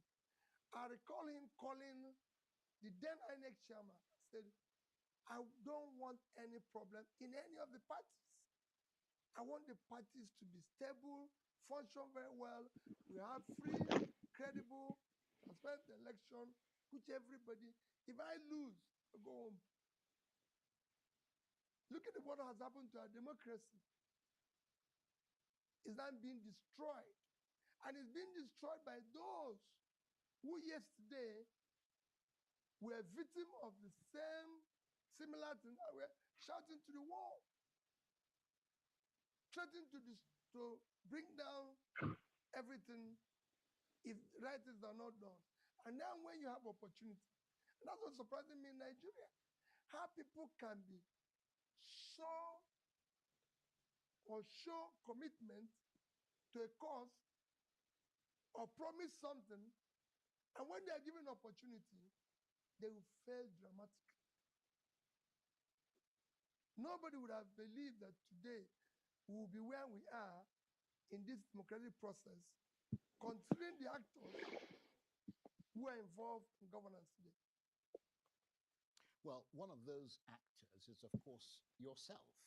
And the point has been raised, because you mentioned the issue of primaries. So the point has been raised that you yourself seem to have either a knack or the inclination for avoiding primaries. I mean, is that a fact? Because you didn't do the primaries in the PDP. You didn't do any primaries when you crossed over to the Labour Party. You were essentially anointed as a candidate. Charles, you don't have your facts correct. And they're saying that there was reluctance to do it now. No, there's primaries in Labour. Clearly, it was held in Asaba. There were other aspirants. Yeah, but they all stepped down for you. No. Most of them. Prominent ones. Yes. Who could And So they will do this next one too. They will all step down for article. See how you react. Are you going to stay or are you going to leave? You want to finish what you're saying? I didn't participate in the primary in the PDP. Right. Because I saw it was going in the wrong direction. Charles, when you are in a system where people don't play by the rules, and you believe in the rules, the only way to do is Well, no, German, I'm say the money we then pay we government pay the guy. He better pass one way ADC pay now. It's as simple as that. From one party to the other. But let me get the ADC issue sort of all tied up in neat little compartments. The Electoral Commission INEC's decision to withdraw recognition from the David Mark-led leadership of your party, the ADC, it sparked obviously a swirling mass of outrage within the opposition. Do you believe INEC has overstepped its constitutional role? Totally. You were wrong. And it's even something one can imagine because they were recognized yesterday. So what's so sudden now that brought about their reverse? Well, they said they were obeying a court order. I think they're wrong. That's where I'm stressed. Right. Well, that's one of the things that will be decided by a court. And is this, as many in the opposition allege, and as you yourself have suggested just a hot second ago, a politically orchestrated move by the ruling APC? Do you detect political interference? I said that is what it is, completely, 100%. You don't agree with those who say that it is purely and it could potentially be an If not interference, you sue them now. I don't understand all these people. Because it doesn't. Even if INEC does that, it doesn't necessarily involve the government itself. No, somebody's pushing them to do that. Somebody, yeah. Why you convincing that person at Tunubu or APC Day? Everybody knows. I just gave you an example. That when we had a problem in Africa, President Yaradua decided, I don't want this. Even when the case was in court. I think this constant pivot back to Yaradua era, I think it's that time they should stop.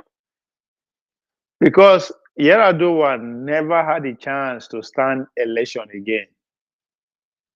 So every president, they always run mouths at the beginning, things will be. So when the push comes to shove, I lie. Buhari did the same thing. Till they leave office, leave a lot of those things untouched. Maybe now so make we using Yar'Adua as an example at this point. It should be something of no follow, follow, because it's not fair. The man did not resign. The man did not say no. Interim government should be put in place. Let's do the election again. That's not what he did. He accepted the further result and promised to make things right. But unfortunately, we never get to see if what he promised will run his course, because the man gave up the ghost before 2 years into his administration. So for me, knowing how politician act, how politics works, because the guy go seek a re-election again. So even though I want to, I agree that that might not necessarily be the case. Maybe the guy will perform, and there is indication that he's performing, and we maintain that level of performance, and we actually go, do the electoral, revamp the election and that kind of a thing, and end up winning. That could be the another scenario too, but we don't know. That's why I said those kind of examples should not be, follow. Yaradua tenor should not be seen, should not be either good or bad. For me, I'm not saying we should forget it, but look for something else to make your point. A government that wants progress will support strong opposition. because it's critical. You know, the Despite the warnings from INEC, the ADC is going ahead with its national if convention all of una see this kind of men, that's my problem, man. Like Nigerians, people they follow these people know they even sit down think. If the three men, right? Let's say the three come together, they are in this one umbrella, they are still complaining. There's a problem. That's exactly what it means. Because there's no way in a game of numbers. Out of 4 people that finish the last competition, the last 3 are not together going against that one. I mean, there are nothing. There's no excuse should be accepted. Nigerians should not accept anything short. I'm not gonna go there, fight. If una lose, una know say una lose. But this a way of making excuses even before the competition starts should not be accepted. Haba. These people, it's not that these people are individually on their own now in different parties and they are expressing the same problem. That's not the point. They are together. I don't care how the government of the day hard is working to suppress this kind of coalition. I don't expect them to be giving excuses. Trump is a living example. Yeah, I never face half of what Trump don't face. They never give up. And they pull it off. We're making excuses. Yes, even though people were saying that, okay, most of these charges and these moves are pretty much politically motivated. But guess what? The grassroots, the MAGA movement, they stay focused on the game because they know it can only be worse if they no win. Now use 4 years they complain. Like, make it make sense. Now, completely the election was rigged. The process in which the election was rigged was not divine, was not spiritual. every obedient, every Nigeria will analyze those who believe the election was rigged, will analyze them point blank, and nobody will disagree. But still, they complain. From that day on to now, they are complaining. Okay, we see all the complaint. Okay, we see the waiting. How far? Okay, on you guys on which work on I don't do that competition. 2 things now. Once you go through a combination, you have to observe 2 things: what you did right and what you did wrong. Then what the opposition did right or wrong that make them defeat you or lost to you. But in this case, you are defeated. So you ask yourself, what the opposition did wrong and right. One, you cannot go feel say they no spend money there. Spend money, they mobilize as much as you people, if not more, then they rig the election. Right? If you want to settle, say, okay, that's how the game. Okay. Then what did you do wrong and what did you do right? What you did right, that okay, you campaign, you were able to mobilize a lot of people. But what you did wrong, why you no spend money, and 2, you did not prepare for eventuality, which is the rigging process. That's on you. But from that moment on, you know there's another competition day, which is why they always use 400. If you bend down for 400 meters, as you bend down for your starting, you see the finishing. But you have to go round before you finish for the same place where you start from. So as you finish 2023 election, you know there's going to be another one in 4 years' time. What do? You make sure what you did right the first time, you double down on now. And what you did wrong, that will be now there you will put more of your effort. The least I expect from the obedient movement is that they will have 10,000 obedient agents from 2024. At least 10,000 obedience agents across the country. Just focus on making sure This is what they believe in. This is what will be. This is the change. And all those kind of good things that they think they have. And let you be Mukuna live for street, made they collect all the bullets, which he did anyway. Obi was out there. I'll give him that. But it's beyond just him be out there. There's something, the engine has to keep moving. So what they complain? You're fucking complaining from that until now. Like, how you want a win? How? Like, it's not rocket science. They are still complaining. After their primaries, oh, they go still complain. Oh, Obi go say they rig the Atiku rig the election or he buy the like some bullshit. Will come up, they will start that one, they will complain.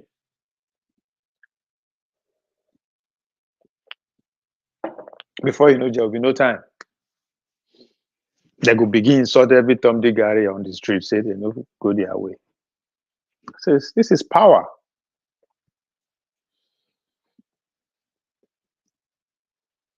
Since the day when they swear to Tinubu in, he begin campaign, he begin give appointment, Abi.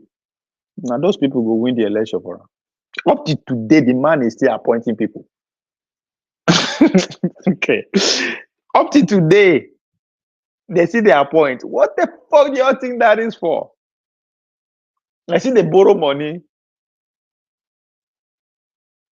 from day one up to this point. Una just they complain.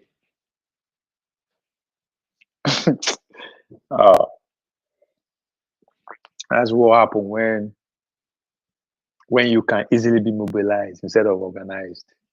Instead of make they allow them to come organize you. Throw yourself out there for you to be organized, mobilized anytime, at will. Every 4 years, they'll come organize you. They'll psych you up. They'll psych you up. Naija man, remember after 2023, you say obedience no go get interest for election again. Eh? Yeah, I'm disappointed. I say, stop there. Who tell you say it's up to you to say this is the election I'm going to be involved in or interested in or not? It's not up to you. These men, they have a way in poking finger into your affairs. They go provoke you to a point that you will begin spend your money for the process where you will say you were disillusioned when waiting happened to you last time. You go begin spending. I said this, if you remember. I said, don't worry, this idea say it's not my president. We are not going to participate for election again. Yeah, shut the fuck up.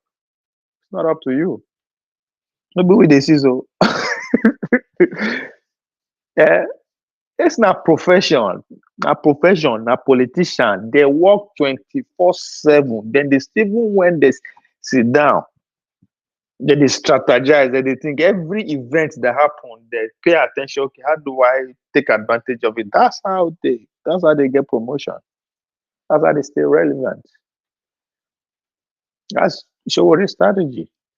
So what just everywhere where there is fire, good or bad, you have to stay. It's a game of popularity.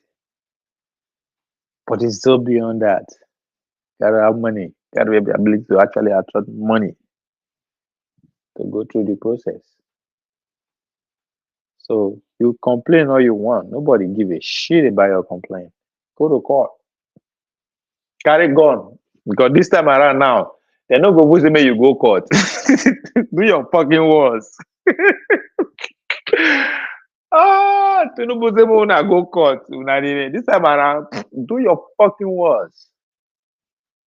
Everybody, all the paramilitary, is in currently is in charge of. He has the monopoly of violence. The government has the monopoly of violence.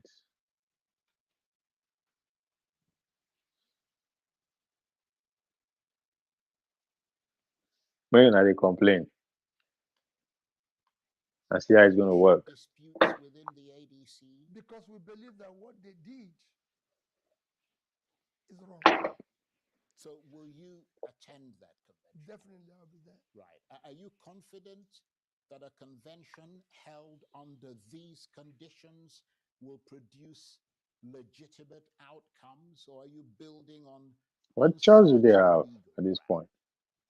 Well, Charles, I'll be there tomorrow.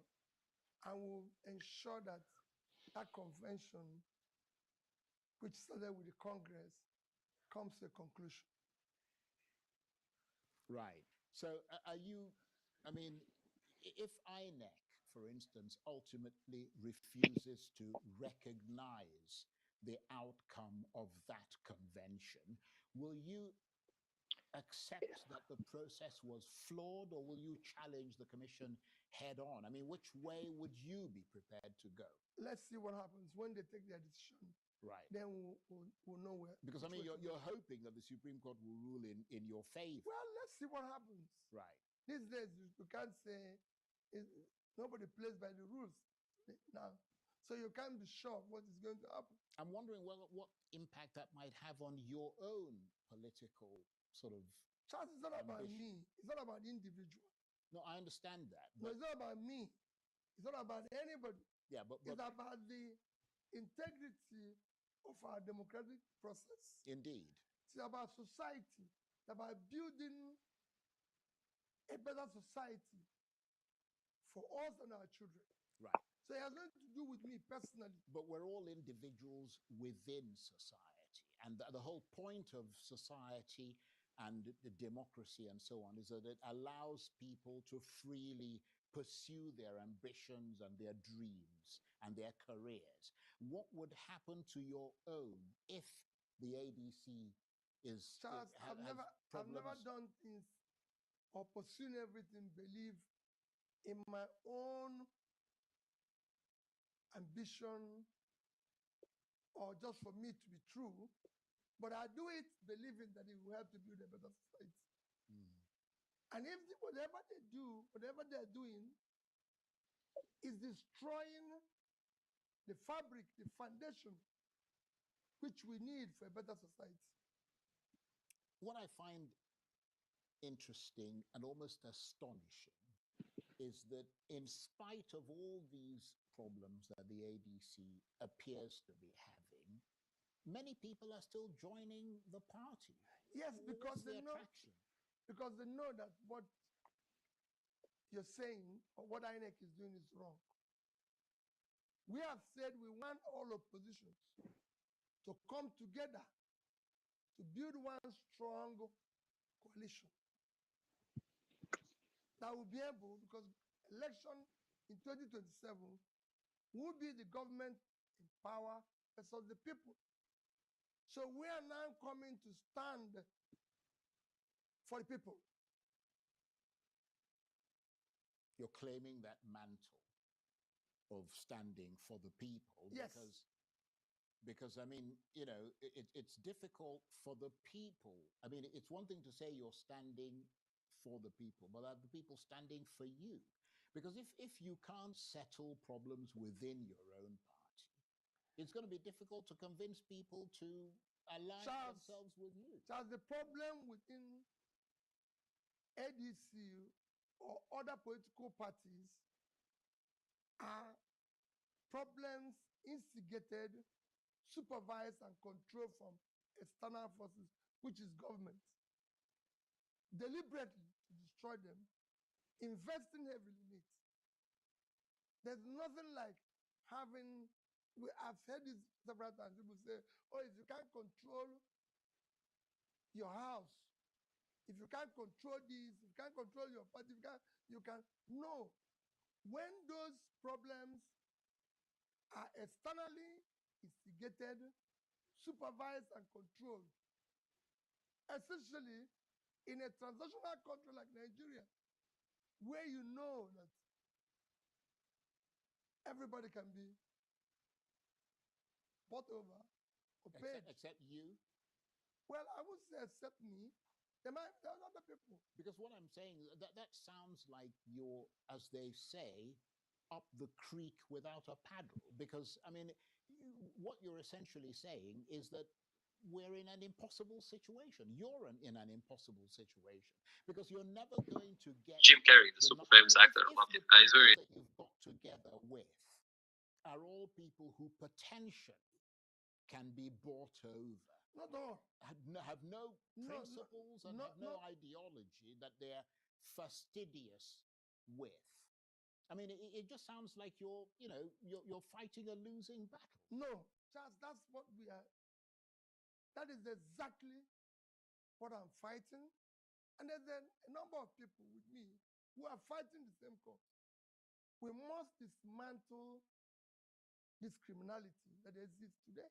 But how are you doing that? Because I mentioned earlier about this issue of primaries. Let me return to something related to that as well, because you yourself have moved across parties from the PDP to the Labour Party, and now you're aligning with the ADC.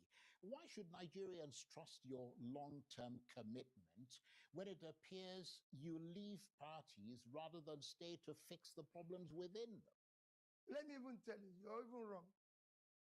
I moved from ABGA. Yes, you moved from ABGA to PDP. The PDP, then Labour. I moved from ABGA to the PDP because I had what I can call disagreement or issues with my successor, the governor who came after me. And now I allow it to become toxic and become destructive to his governance of the state. I moved out. In PDP, I said it before, people were not playing by the rules. It was transactional. I cannot be part of transactional primary. I cannot be paying people to go and serve them. And yet the same so people, I moved, the same people that you were I with, moved right, to Labour. And of course, like I said, government came into the same system, which is very clear. You just said about INEC said they're being court order. We got in Labour Party, Supreme Court decided a case in April. INEC did not recognize that judgment until 7th of January, 8 months after, because of the same process. You even see people who will be on the rooftop shouting and say, if Peter B cannot fix the problem in Labour, because they put fire in the house, and they were shocked that I was able to escape.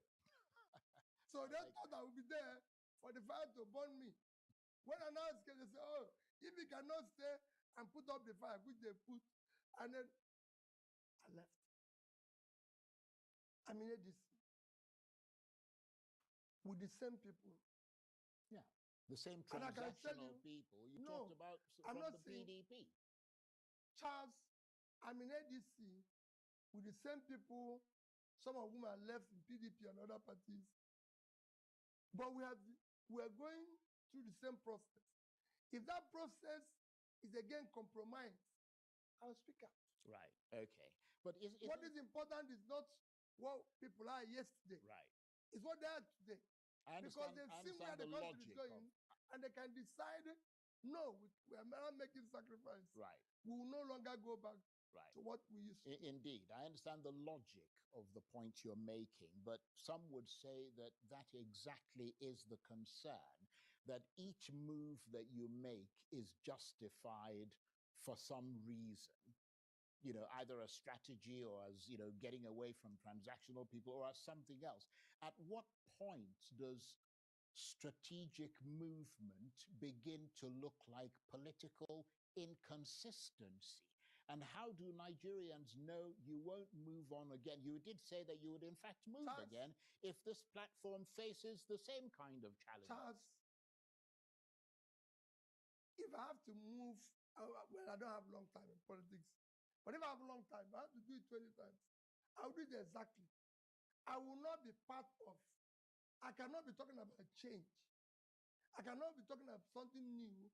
Why being process of the same thing? You cannot use the process of yesterday to build tomorrow. I've never been involved in any form of rigging of election, at primary level, at the election itself, and after that.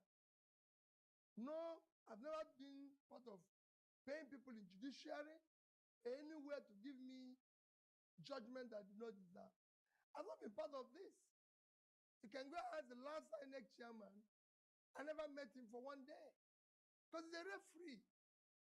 I'm a player, and I expect the referee to come to the field and do his job very well. If he chooses to do it wrongly, so be it. But I cannot be preaching change and doing the same thing. Yeah, I think a lot of people who support you would be re-inspired by what you just said. But you are, of course, now operating within the ADC. Yes. Can you realistically secure the ticket in a field that includes seasoned political heavyweights like Atiku Abubakar? And what happens if you don't? Would you be willing to step aside for a stronger coalition candidate in the interest of defeating the incumbent President Tinubu? Well, let me tell you, Mr. Charles, we're a coalition. For me, what I believe that Nigeria requires now is a coalition of people who are willing to sacrifice everything. It's a coalition of competencies, coalition of capacities, coalition of people who are compassionate to tackle issues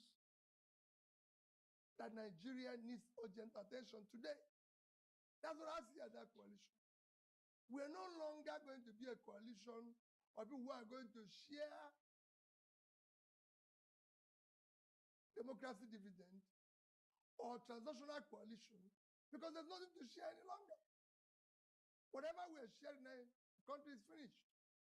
We need to now be a coalition of people who are going to sacrifice everything to build tomorrow. And if that is the case, it will be easy. It is done in several countries of the world where coalition came together and brought somebody to be part, to lead it. Example is in Indonesia. When Joko Widodo was chosen to be a presidential candidate, he was not chosen by his party. He was chosen by a coalition of parties that came together and said, this is our candidate. And because of it, other smaller parties joined in that coalition because they believe he will do the work. Where we are now in Nigeria, it's time to hire qualified, competent person. Our recruitment process for 2027 must be different from what it used to be. Right. We must now get somebody who is committed to a future and a better Nigeria. And do you see any person who is like that beyond yourself? Well, like I said, we have a party now. I'm sure the party people will come together and decide. There might be somebody better. Right. There might not be. But whatever is the choice, it must be based on empirical, verifiable evidence that this person is better than Charles. So why should I be doing this program when we have a better person? Well, it'll be interesting to see how that works out. And it'll be interesting to see whether a lot of the other people think the way that you do. You had a recent meeting with Rabiu Kwankwaso, the former governor of Kano State. It sparked talk of a northern alliance with you. Is that the beginning of a political merger, or is it just optics? It's still a part of the alliance, part of the coalition. Charles, one of the things that is affecting us today in this country is lack of unity. We need now to be united as a country. We have to now ensure that religion,